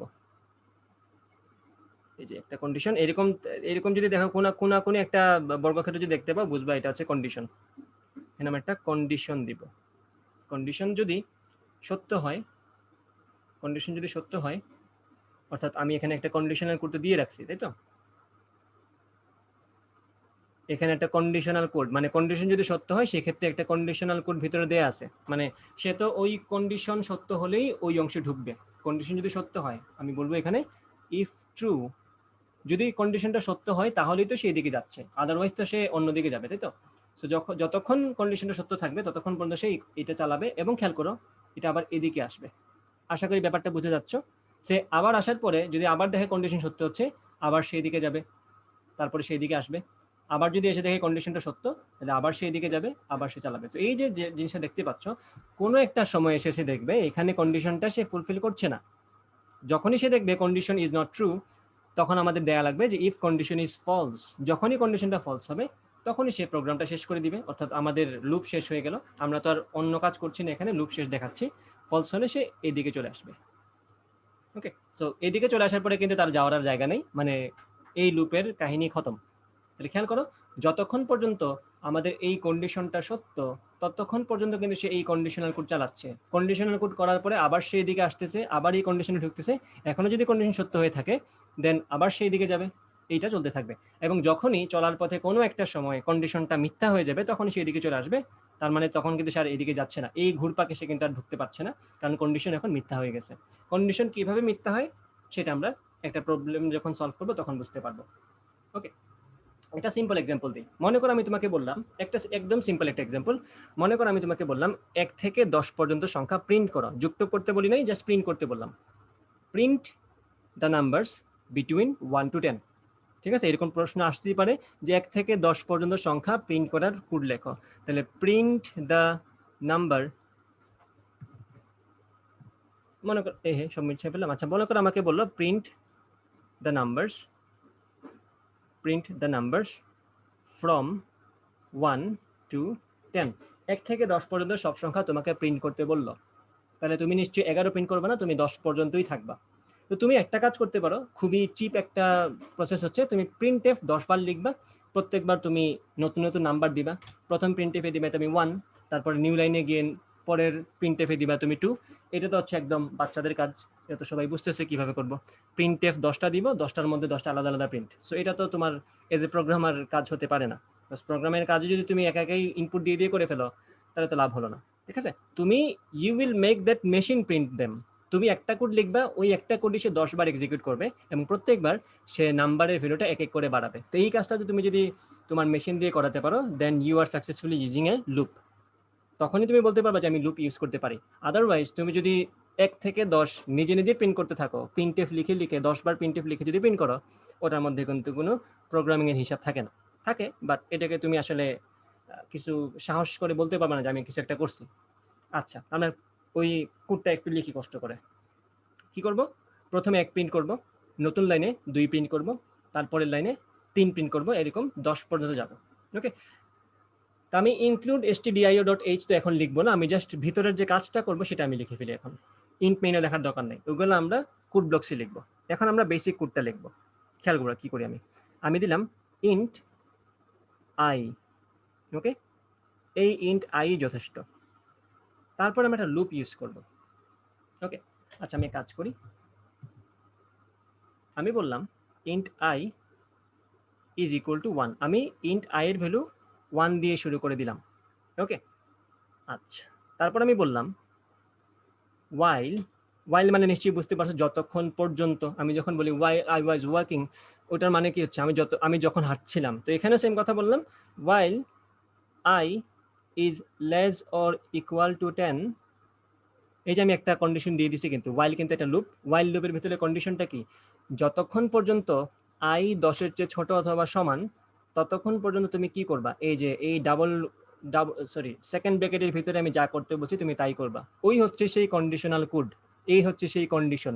এই কন্ডিশন যদি সত্য হয় সেই কন্ডিশনাল কোডের ভিতরে ঢুকবে, কাজটা করবে যতক্ষণ পর্যন্ত। দেখো এই যে আমরা লুপের যে ফ্লোচার্ট লিখছিলাম, খেয়াল করো, কন্ডিশন এটা দিছিলাম। কন্ডিশন যদি সত্য হয় then he will execute conditional code. Conditional code করার পরে সে আবার একই জায়গায় আসবে, আবার সেই কন্ডিশনটা চেক করবে। কন্ডিশন যদি এখনো সত্য হয়, then he will again execute conditional code, then he will again come to this point, আবার কন্ডিশন চেক করবে, আবার চেক করবে সত্য কিনা। যদি সত্য হয়ে থাকে সে আবার এক্সিকিউট করবে এই কন্ডিশনাল কোডটা। তো খেয়াল করো এখানে আসলে সেম কথাই, যতক্ষণ পর্যন্ত আমাদের আই এর ভ্যালু 10-এর চেয়ে ছোট অথবা সমান থাকবে, দিস ইজ দ্য কন্ডিশন, ততক্ষণ পর্যন্ত সে এই কন্ডিশনাল কোডটা চালাতে থাকবে। এই কন্ডিশনাল কোড চালানোর পরে সে আবার এই জায়গাতেই আসবে চেক করার জন্য যে এখনো কি কন্ডিশন সত্য আছে। যদি এখনো কন্ডিশন সত্য হয়ে থাকে সে আবার এই কন্ডিশনাল কোড এক্সিকিউট করবে। আমি লিখে দিই এখানে যে যতক্ষণ পর্যন্ত আই 10-এর চেয়ে ছোট অথবা সমান থাকবে ততক্ষণ তুমি কি করবা, দেখো, তুমি প্রিন্ট করবা, প্রিন্ট এফ কি করবা, %d, অবশ্যই নিউ লাইন আমরা দিব ব্যাকস্ল্যাশ n দিয়ে। নিউ লাইন মানে কি, নতুন লাইনের সংখ্যাটা পরের সংখ্যাটা প্রিন্ট হবে। ওকে, বের হয়ে কি, ও সরি, কমা দিয়ে লিখবো কি, আই এর ভ্যালুটা এখানে প্রিন্ট হবে। তাহলে খেয়াল করো প্রথমবার কিন্তু আই এর ভ্যালু কত প্রিন্ট হচ্ছে, আই এর ভ্যালু প্রিন্ট হচ্ছে 1, কারণ আই এর ভ্যালু আমরা শুরুই করে দিছি 1 দিয়ে। ওকে, এরপরে কি, আমি যদি আর কিছু না লিখি এই লুপ কিন্তু সারা জীবনে চলতে থাকবে, বুঝতেছো? কারণ আমি কিন্তু আই এর ভ্যালু চেঞ্জ করছি না, আই এর value 1 and it will always be 1। তো এটা যদি সবসময় 1 থাকে, 1 তো সবসময়ই 10-এর চেয়ে ছোট অথবা সমান, তাহলে এই কাজটা সে বারবার করতে থাকবে, তাই তো? আমি তো এটা চাচ্ছি না, আমি চাচ্ছি সে 10 পর্যন্ত প্রিন্ট করে, একের পরে যাতে সে 2 প্রিন্ট করে। তাহলে কি করা লাগবে, এখানে আমাদের আই এর ভ্যালু 1 বাড়িয়ে দিতে হবে, i is equal to i plus 1। তাহলে কি হলো, 1 প্রিন্ট করার পরেই তার আই এর মানটা কত হয়ে গেল, এখন নতুন ভ্যালুটা কত, আই এর ভ্যালু আগে ছিল 1, 1 বাড়িয়ে দেওয়ার ফলে তার এখন ভ্যালু হয়ে গেছে 2। তো যখন সে এই কন্ডিশনাল কোডটা করে ফেললো, কন্ডিশন সত্য হয়েছে, তারপরে সে সেকেন্ড ব্র্যাকেটের ভিতরে ঢুকছে বা এই ব্লকের ভিতরে ঢুকছে, ব্লকের পুরো কাজটা তো সে করবে, প্রিন্ট করবে, দেন আই এর ভ্যালু 1 বাড়াবে, তারপর তো সে আবার এখানে আসবে, কজ ওয়াইল লুপের কাজই তো এটা, একই কাজ সে বারবার করতে থাকবে যতক্ষণ পর্যন্ত কন্ডিশন সত্য থাকবে। তাহলে এই কাজ করার পরে সে আবার এখানে আসবে, এখন আবার সে চেক করবে আই কি এখনো 10-এর চেয়ে ছোট অথবা সমান আছে। খেয়াল করো তো আয়ের ভ্যালু হচ্ছে এখন 2, যেহেতু এখানে আমরা আয়ের ভ্যালু 1 বাড়িয়ে দিছি, তাহলে আয়ের ভ্যালু এখন 2, 2 কি 10-এর চেয়ে ছোট অথবা সমান, ডেফিনেটলি। যেহেতু কন্ডিশনটা সে এখনো মানছে, সে এখনো প্রিন্ট করবে। এখন কিন্তু আয়ের ভ্যালু আর 1 না, এখন কিন্তু আয়ের ভ্যালু 2, সে 2 প্রিন্ট করবে। 2 প্রিন্ট করার পরে এখানে এসে সে আয়ের ভ্যালু আরো 1 বাড়াবে, 3 হয়ে যাবে। আবার আমরা এখানে আসবো, is 3 less or equal to 10, অবশ্যই সে আবার এখানে আসবে, 3 প্রিন্ট করবে, তারপর আয়ের ভ্যালু 1 বাড়াবে, 4 করে ফেলবে, আবার আসবে কন্ডিশন চেক করবে, 4 কি 10-এর চেয়ে ছোট অথবা সমান, অবশ্যই, ঢুকবে, 4 প্রিন্ট করবে। এইভাবে চলতে চলতে যখনই আয়ের ভ্যালু 10 হয়ে যাবে, এই যে যখনই আয়ের ভ্যালু 9 ছিল, 9 তো প্রিন্ট করলো, 9 প্রিন্ট করার পরে যখন সে এখানে আসবে i is equal to i plus 1, তখন হয়ে যাবে i is equal to 9 plus 1। আয়ের ভ্যালু 10 হয়ে গেল, তো ফাইন, 10 যখন হয়ে গেল সে এখন এখানে আসবে, আসার পরে চেক করবে 10 কি 10-এর চেয়ে ছোট অথবা সমান এই শর্তের মধ্যে পড়ে, 10 তো 10-এর সমানই হবে, লেস দেন না হোক সমান, তো সে 10 প্রিন্ট করবে। তারপরে খেয়াল করো 10 তো প্রিন্ট করে ফেললো, তারপরে কি করলো, i is equal to i plus 1। এখন তো আইয়ের ভ্যালু 10 ছিল, সো 10-এর সাথে যদি 1 যোগ করে 11 হয়ে গেল, এখন সে আবার এখানে আসবে, এখন কি আইয়ের ভ্যালু এখন 11, 11 কি 10-এর চেয়ে ছোট অথবা সমানের মধ্যে পড়ে, ডেফিনেটলি না। এই যে কন্ডিশনটা এখন মিথ্যা হয়ে গেল, সাথে সাথে সে কি করবে, এই যে দেখো এখানে যা করছিল, কন্ডিশন যদি মিথ্যা হয়ে যায় সে লুপ থেকে বের হয়ে যাবে, এখানেও সেম কাজ, সেই লুপ থেকে বের হয়ে যাবে। অর্থাৎ আমি বের হই কি করব, রিটার্ন 0 লিখে দিব, আমার তো কোনো কাজ নেই, আমার তো 10টা সংখ্যা প্রিন্ট করার কথা ছিল, প্রিন্ট করে ফেলছি 1 থেকে 10 পর্যন্ত, আমি এরপর রিটার্ন 0 দিয়ে আমার প্রোগ্রামটা শেষ করে দিব। অন্য প্রোগ্রামে হয়তো আমরা অন্য কাজ করতাম বের হওয়ার পরে, বাট এখানে আমাদের আর কোনো কাজ নেই, 1 থেকে 10 পর্যন্ত প্রিন্ট করার উদ্দেশ্য ছিল, সেটা করে ফেলছি, fine, get out of the code. আশা করি বুঝতে পারছো ব্যাপারটা নাকি?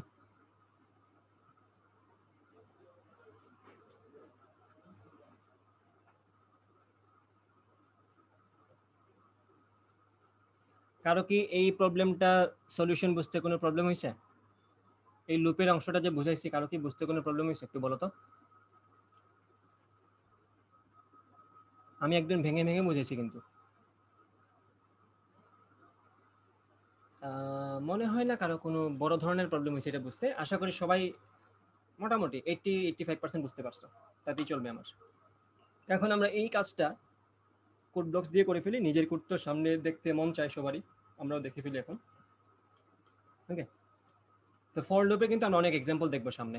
এটা তো সেলসিয়াস ফাংশন গেল, আমরা এখন দেখবো একটা নতুন কোড, এটা নাম দিব আমরা লুপ, অথবা ফর লুপ বলি, ফর লুপ 1। আমরা ফর লুপ দিয়ে প্রথম একটা কোড করলাম, ডট সি দিলাম, এটা ডট সি। ওকে, আমি এখন নর্মাল টেমপ্লেট যা লিখে ফেলি, এই যে এখান থেকে কপি পেস্ট করে ফেলি, সি কন্ট্রোল ভি। কি ফুল ব্লকস হ্যাং করে নাকি এখন, কি একটা অবস্থা, নট রেসপন্ডিং।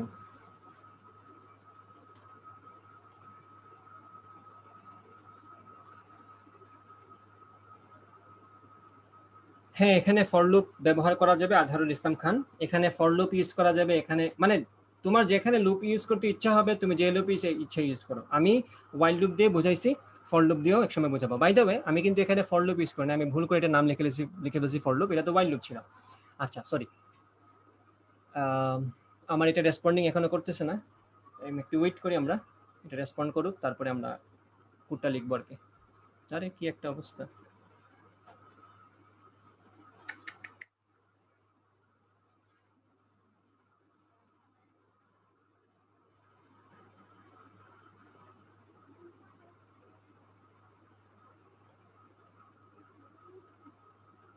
আচ্ছা আমি এটা করি, কোড ব্লকস কাটি, কেটে আবার নিয়ে আসি।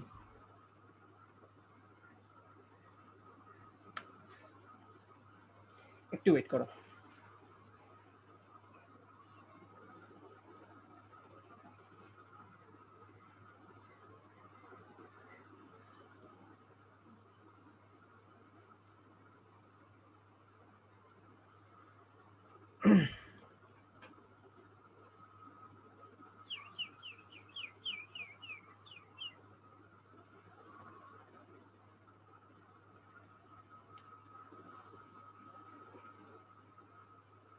আচ্ছা আমার চলে আসছে কোড ব্লকস।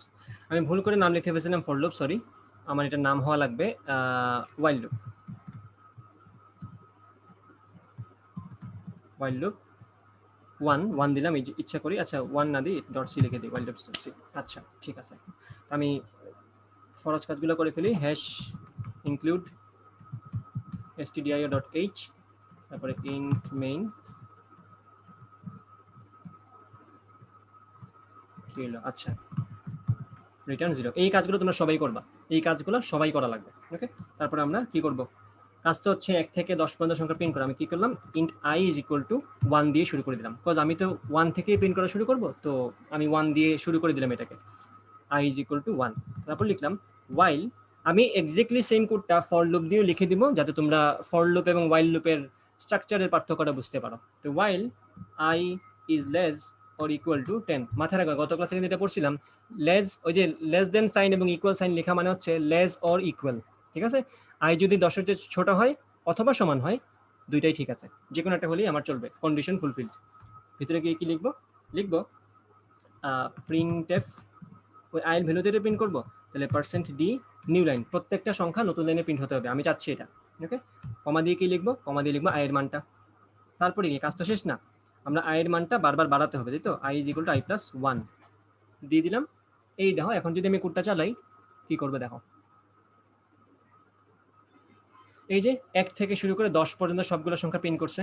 এখন মনে করো আমি চাচ্ছি আমার কোডের মধ্যে একটু ডাইভার্সিটি চাচ্ছি, যে আমি চাই আমার ইউজার ইনপুট দিক, ওই ইনপুট অনুযায়ী সে অত পর্যন্ত সংখ্যা প্রিন্ট করবে। আমি যদি ইনপুট দিই 100, সে 1 থেকে 100 প্রিন্ট করবে। আমি যদি ইনপুট দিই 1000, সে 1 থেকে 1000 প্রিন্ট করবে। So if that is the case, then you have to put a variable, ঠিক আছে, এবং তোমাকে এজ এন ইউজার ইনপুট দিতে হবে তোমার কিবোর্ড থেকে। তখন আমরা কি করব খেয়াল করো, তখন আমরা এই যে এখানে সুন্দর মতো 10 বসাই দিছি না, তখন আমি কি করব, আমি একটা ভেরিয়েবল রাখবো n নাম দিয়ে, এবং স্ক্যানএফ দিয়ে ওই nটা আমরা ইনপুট দিব। এটা খুবই মানে সোজা বোঝা, বুঝতে তোমাদের আশা করি কোনো প্রবলেম হবে না। আমি স্ক্যানএফ দিয়ে কি করলাম, আমি বললাম তার আগে ইউজার ফ্রেন্ডলি বানাই এটাকে একটু, আমি বললাম যে এন্টার এ নাম্বার। দেখো আমি যদি বলি এখানে এন্টার এ নাম্বার হয়ে গেছে যদিও, নাম্বার। ওকে, এন্টারে নাম্বার দিলাম, তারপরে কোলন দিয়ে একটু স্পেস দিলাম, এরপরে নাম্বারটা আমরা লিখবো আর কি এখানে। তারপরে কি করব, স্ক্যানএফ দিয়ে, স্ক্যানএফ তো নিচে আসেই, স্ক্যানএফ দিয়ে ওই নাম্বারটা ইনপুট নিব, আমরা কি ইনপুট নিব, এই যে এনটা ইনপুট নিব, ভেরিয়েবল হিসেবে যেটাকে ডিক্লেয়ার করছে সেটা ইনপুট নেব। তাহলে বলবো %d এন্ড n, অর্থাৎ এখন আমি কিবোর্ড থেকে যে ইনপুটটা দিব সেটা n এর অ্যাড্রেসে ঢুকবে। ওকে, আমি যদি কিবোর্ড থেকে ইনপুট দিই 10, তাহলে আমার উদ্দেশ্য কি 1 থেকে 10 পর্যন্ত প্রিন্ট করা। আমি যদি কিবোর্ড থেকে ইনপুট দেই 50, আমার উদ্দেশ্য হচ্ছে 1 থেকে 50 পর্যন্ত প্রিন্ট করা। তাহলে এখানে এই যে while লুপের ভিতরে আমি বলছিলাম i less or equal to 10, সেখানে আমি সুন্দর মতো বলে দিব i less or equal to n। বুঝা গেছে? আমি যদি ইনপুট দেই 10, তাহলে এখানে কন্ডিশন থাকবে 10 পর্যন্ত। আমি যদি ইনপুট দেই 100, তাহলে এই while লুপের ভিতরে কন্ডিশন সত্য থাকবে 100 পর্যন্ত।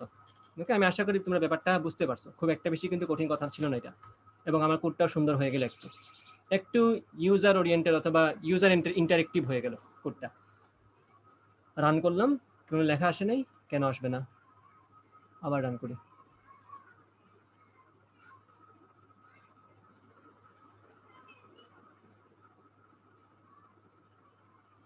লেখা তো আচ্ছা, আমার র্যাম মেবি একটু স্লো। আচ্ছা, এন্টার এ নাম্বার বলছে তোমার, আমি বললাম 50, তাহলে কি করবে সে 1 থেকে 50 পর্যন্ত দেখো, এই যে 1 থেকে শুরু করে 50 পর্যন্ত সংখ্যা প্রিন্ট করে ফেলছে, এই যে দেখো নিচে নিচে। ওকে, আমি যদি বলি এখন এন্টার এ নাম্বারের জায়গায় আমি যদি এখন বলি তোমাকে 100, তাহলে সে 1 থেকে 100 পর্যন্ত প্রিন্ট করবে। এই যে লেখা আসবে, একটু ওয়েট করি। এই যে এন্টার এ নাম্বার আমি দিলাম এখন 100, কি করবে 1 থেকে 100 পর্যন্ত প্রিন্ট করবে। আশা করি সিচুয়েশনটা বুঝতে পারছো কিভাবে আমরা লুপকে কাজে লাগিয়ে আমাদের কম্পিউটারকে দিয়ে একই কাজ বারবার করাচ্ছে। আমি যদি দিই 1000, তাহলে সে সাহস করে 1000 পর্যন্ত প্রিন্ট করবে। ইনপুটে যদি 1000 দিই 1000 পর্যন্ত প্রিন্ট করবে।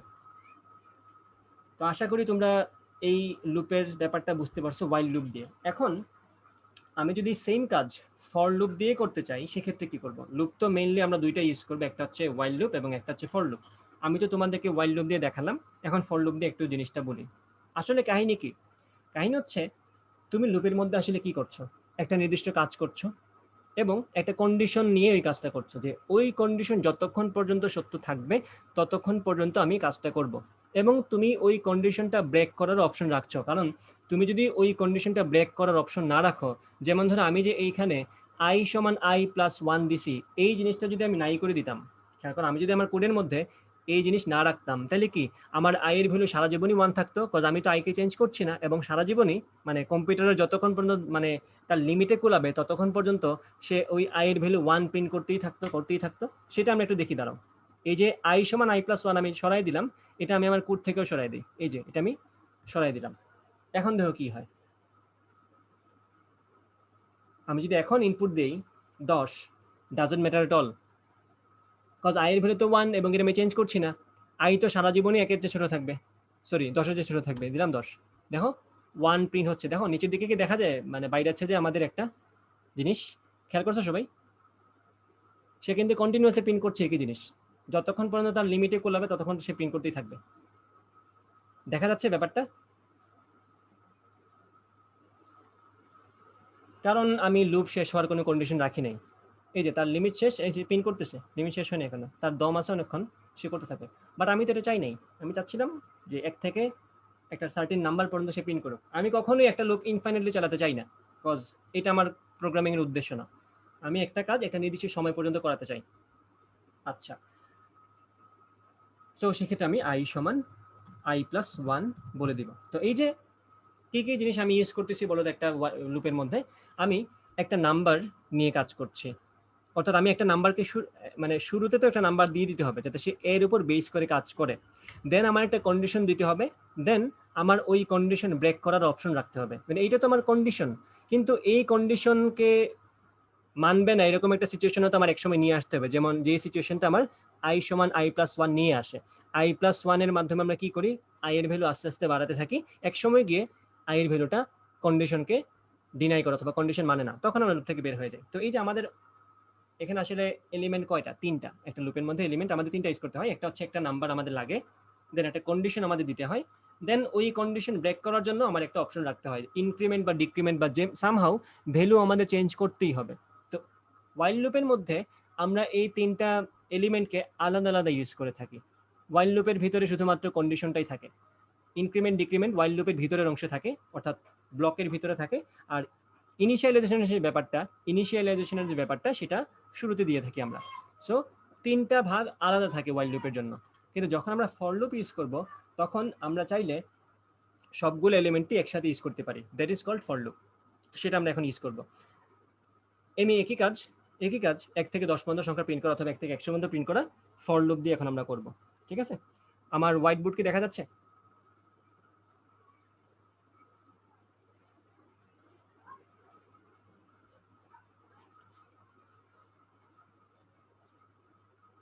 হোয়াইট লুপ দেখা যাচ্ছে, সরি হোয়াইট বোর্ড দেখা যাচ্ছে? ওকে, সো আমরা এখন ফর লুপ দিয়ে সেম কাজ করব with for loop. For loop আমরা ফর দিয়ে লিখে থাকি নর্মালি। তো এখানে বললাম ইন্ট আই, এখানে আমরা আই এর ভ্যালু বলে দিলাম না, ইন্ট আই এখানে বলে রেখে দিলাম এইভাবে। তারপরে আমরা কি করব খেয়াল করো, এখানে লিখব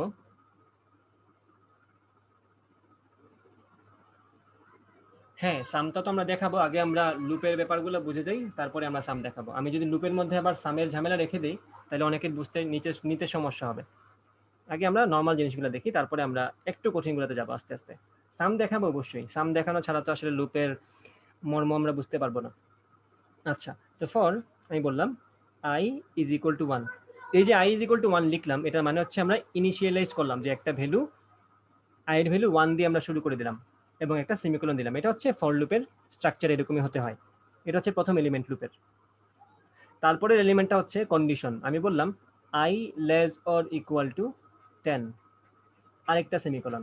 তারপরে আমি বললাম আই প্লাস প্লাস, অর্থাৎ ওই যে আমাদের ইনক্রিমেন্ট বা ডিক্রিমেন্টের ব্যাপারটা ছিল এখানে। তাহলে খেয়াল করো ওয়াইল লুপে যে তিনটা জিনিস আমি আলাদা আলাদাভাবে লিখেছিলাম, ফর লুপে কিন্তু তিনটাই একসাথে লিখে দিলাম। এটা হচ্ছে ফর লুপের মানে সুবিধা আর কি, একসাথে তিনটা কাজই করে ফেলা যায়।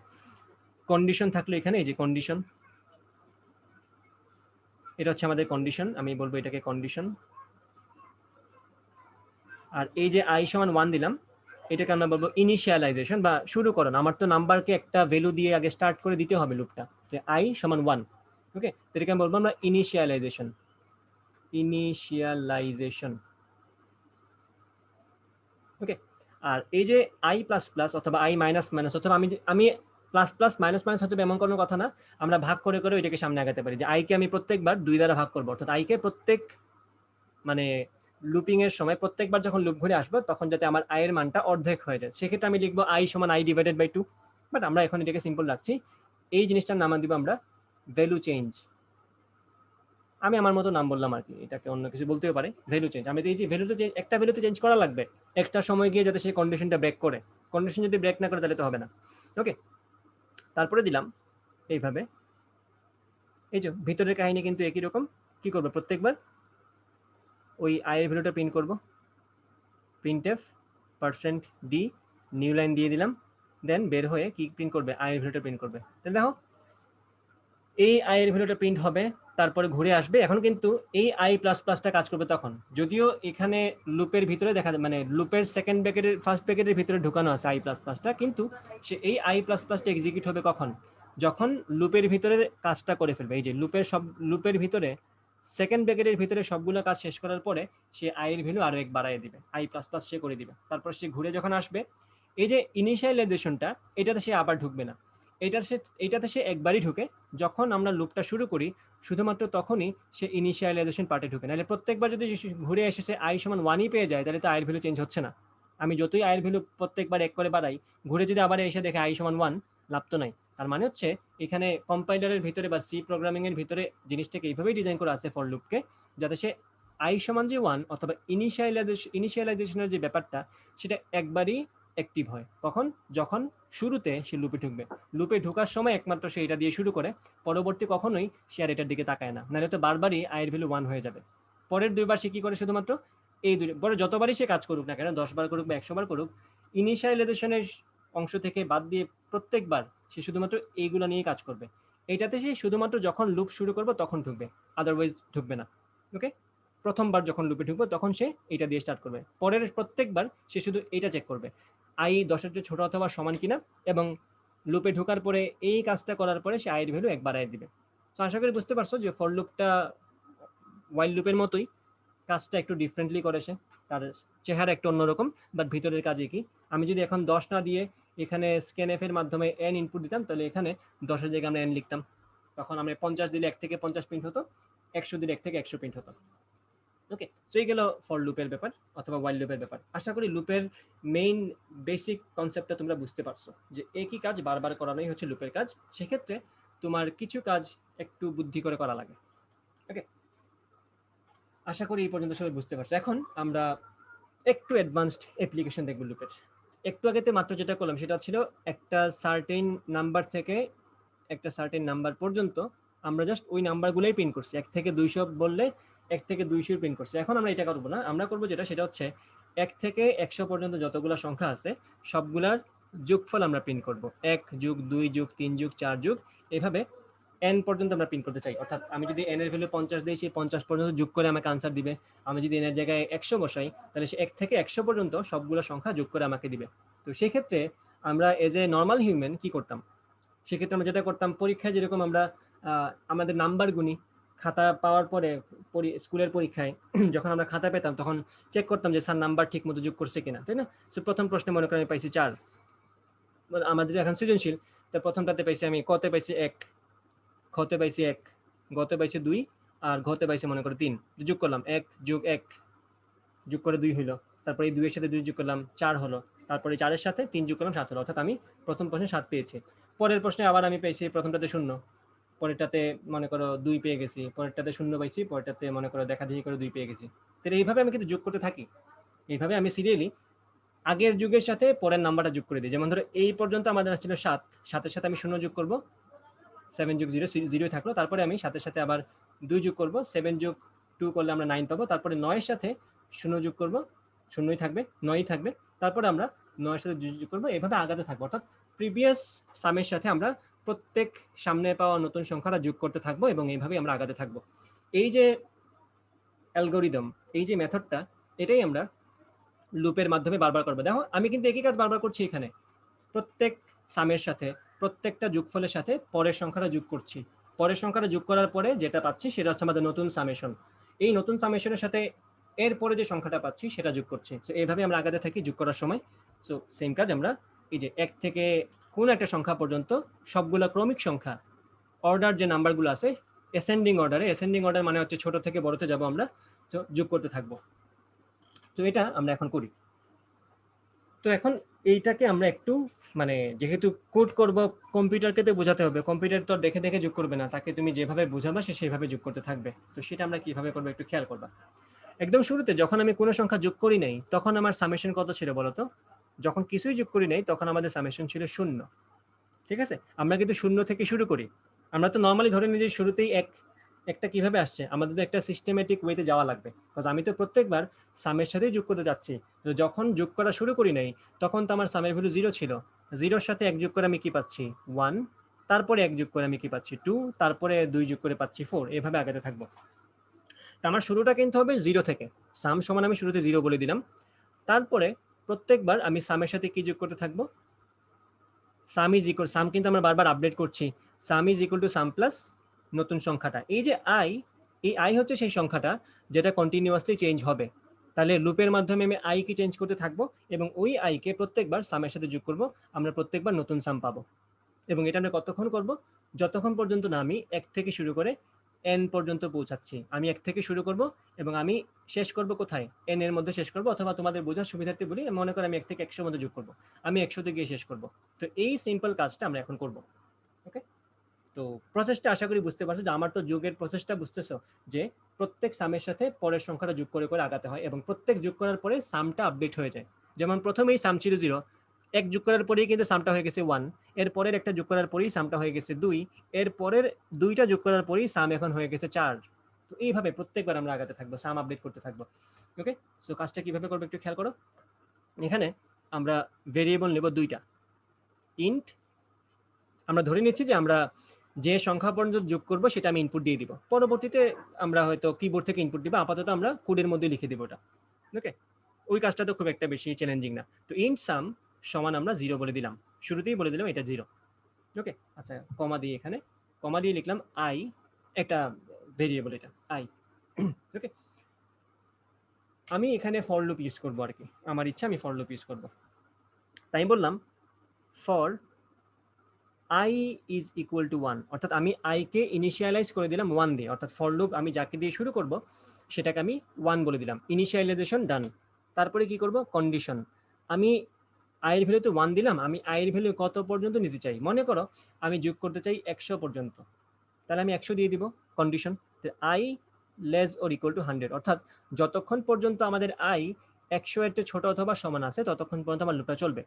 কিন্তু আমার লুপটা তো শেষ হওয়া লাগবে এক সময় গিয়ে, 100 তে গিয়ে তো লুপটা শেষ হওয়া লাগবে। তার মানে আমাদের আইটা এক সময় না এক সময় বাড়তে বাড়তে 100 হতে হবে, 101 হতে হবে। 101 হওয়ার পরে আমরা বলবো যে কন্ডিশন মানতেছে না, বের হয়ে যাও। তো সেক্ষেত্রে আমাদের আয়ের ভ্যালু বারবার বাড়াতে হবে এবং সেটাই তো আমরা চাচ্ছি। আমি চাচ্ছি প্রথমে 1 যোগ করতে সামের সাথে, পরে চাচ্ছি 2 যোগ করতে, পরে চাচ্ছি 3 যোগ করতে, এইভাবে আমরা আগাতে থাকবো, তাই তো? এই হচ্ছে সেই ব্যাপারটা। তাহলে খেয়াল করো, ফর লুপের ভিতরের কন্ডিশনটা মানে লুপের ভিতরের কাজটা আমরা করে ফেলি। কি করব দেখো, প্রত্যেকবার সামের সাথে আই এর ভ্যালুটা যোগ করে সেটাই সামের মধ্যে রেখে দিব, অর্থাৎ প্রত্যেকবার আমি কিন্তু সামের ভ্যালুটা আপডেট করছি। তাহলে এটা একটু আমি ট্রেসিং করি তোমাদের সাথে, খেয়াল করবা। আমি হিসাবের সুবিধার্থে এটাকে 1 থেকে 100 পর্যন্ত না বলি, 1 থেকে 10 পর্যন্ত বলি, তাহলে বলতে সুবিধা হবে আর কি, একসাথে সবগুলো শেষ করা যাবে। আচ্ছা, খেয়াল করবো ভালো করে। তোমাদের জন্য, তোমাদের এইচএসসি লেভেলে যারা আছে তাদের জন্য এইটাই সবচেয়ে বেশি চ্যালেঞ্জিং কোডের মধ্যে পড়ে। এর চেয়ে বেশি চ্যালেঞ্জিং কোড তোমাদের খুব একটা বেশি আসে না, 1 থেকে কত পর্যন্ত সংখ্যা যোগ করার প্রোগ্রাম ছাড়া। তো এটা একটু ভালো করতে, যদি না বুঝে মুখস্থ করতে পারো কোনো সমস্যা নেই। তবে আমি প্রেফার করবো তোমরা বুঝে রাখো, এগুলা ভবিষ্যতে কাজে লাগবে। তাহলে খেয়াল করো, শুরুতে সামের ভ্যালু কত? শুরুতে কিন্তু আমরা সামের ভ্যালু বলে রাখছি 0, ওকে? আর যখন লুপে ঢুকছে তখন কিন্তু আই এর ভ্যালু আমরা 1 দিয়ে শুরু করলাম। তাহলে দেখো, আমি যদি প্রথমবার যখন লুপে ঢুকছে আমি এইভাবে লাইন বাই লাইন লিখে ফেলি। প্রথমবার যখন লুপে ঢুকছে তখন সামের ভ্যালুটা 0 ছিল, ওকে? তখন সামের ভ্যালুটা 0 ছিল। আই এর ভ্যালুটা কত ছিল? 1 ছিল, তাই তো? কত, আমি আইটা 1 দিয়ে শুরু করলাম। তারপরে আমি কি করছি লুপে ঢুকে? সাম is equal to sum plus I, অর্থাৎ আমি কি করতেছি দেখো, সাম is equal to sum plus I, তো সাম সমান কি 0 প্লাস 1, ওকে? অর্থাৎ সামের ভ্যালু এখন কিন্তু 1 হয়ে গেল। তারপরে আমরা কি করছি খেয়াল করো, সাম সমান সাম প্লাস আই করার পরে আমি কিন্তু আই এর ভ্যালু 1 বাড়াচ্ছি, অর্থাৎ পরের মানে পরের যে কাজটা সে করবে ভিতরে ভিতরে আই এর ভ্যালু এখন হয়ে যাবে 1 বেড়ে 2 হয়ে যাবে।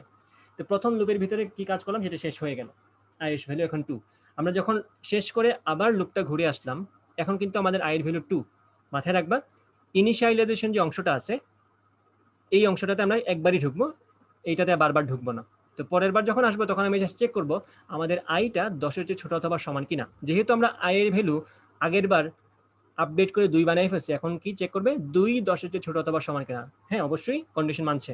তাহলে সে লুপে ঢুকবে, ঢুকার পরে এখন সামের ভ্যালু কত দেখো তো। সামের ভ্যালু কিন্তু আগের অংশে আমরা 1 বানাই ফেলছিলাম, তাহলে সামের ভ্যালু এখন 1, আই এর ভ্যালু এখন 2। তাহলে কি করব, এখন লুপের ভিতরে কাজটা করব, এই যে এটা।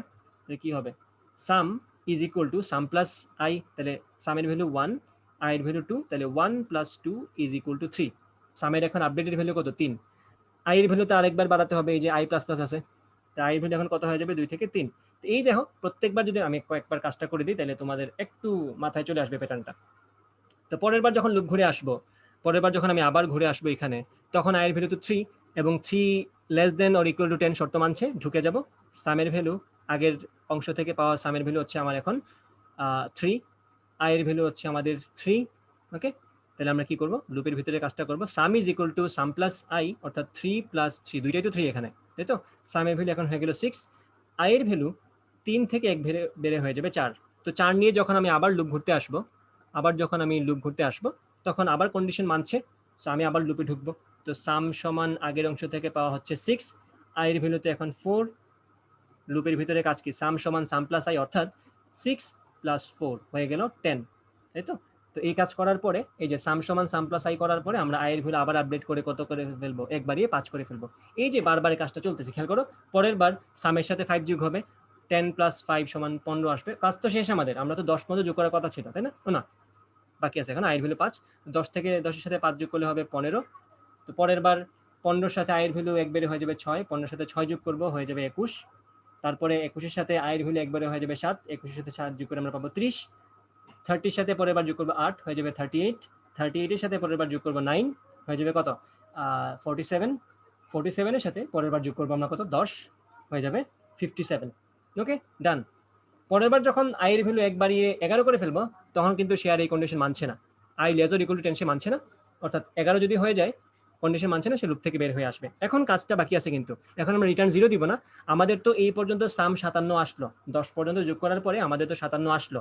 তা আমরা এখন কি করব, আমাদের লাস্ট আপডেটের যে সামের ভ্যালুটা সেটা হচ্ছে 57, আমরা সেটা প্রিন্ট করব। আমরা লিখবো এখানে প্রিন্টএফ সাম ইজ %d, কমা দিয়ে লিখে দিব সাম, সামের ভ্যালুটা এই পার্সেন্টেজ জায়গায় বসে যাবে। আশা করি প্রসেসটা বুঝতে পারছো সবাই। এখন এই কোডটা সুন্দর করে ফেলি, আজানো পড়ে যাবে একটু পরে, তাইলে আমাদের আজকের ক্লাসটা সমাপ্ত হয়ে যাবে এই কোডের মাধ্যমে। আশা করি লুপের মানে প্রসেসটা সবার কম বেশি হলে মাথায় ঢুকছে যে লুপে আসলে আমরা কি করি। যদি না বুঝে থাকো প্রোগ্রামটা মানে ভিডিওটা আবার দেখিও রেকর্ডটা। ওকে, আমরা নতুন নতুন কোড করি, নিউ কোড নিয়ে আসতাম। এটার নাম দিব আমরা সাম অফ নাম্বারস ডট সি। এটার শুরুতে আমরা লুপ বলে দিই, তাহলে লুপগুলো সব এক জায়গায় থাকবে, লুপ। ওকে ওকে, আমরা ক্যামেল কেসিং ইউজ করি লুপ সাম অফ নাম্বারস। ওকে ওকে, আচ্ছা আমরা এটা কপি পেস্ট করে বসাই দিই এখানে, দিন শেষে তো একই কাজ করব।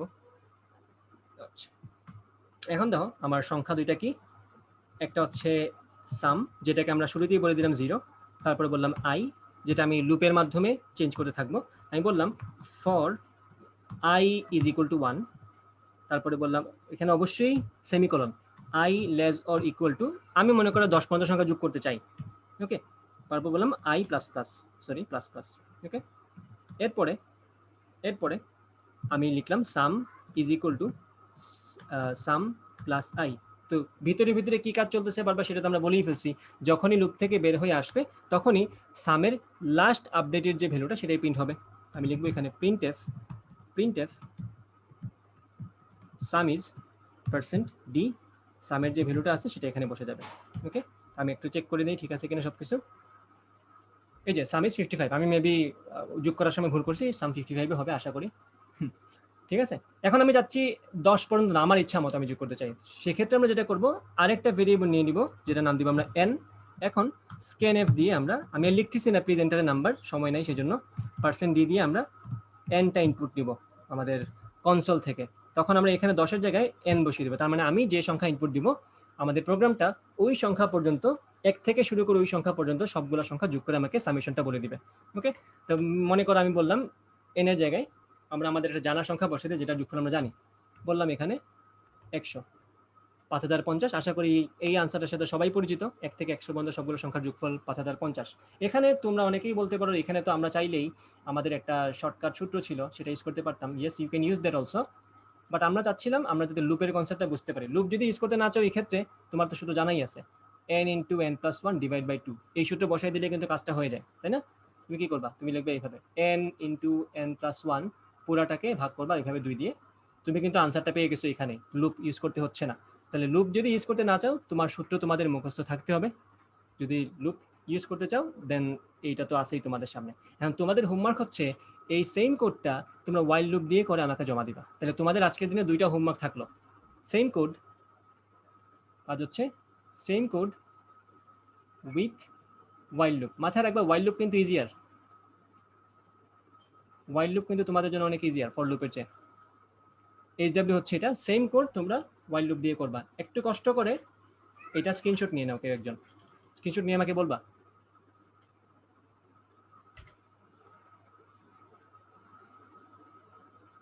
স্ক্রিনশট নিয়ে আমাকে বলবা যে স্ক্রিনশট নিছো।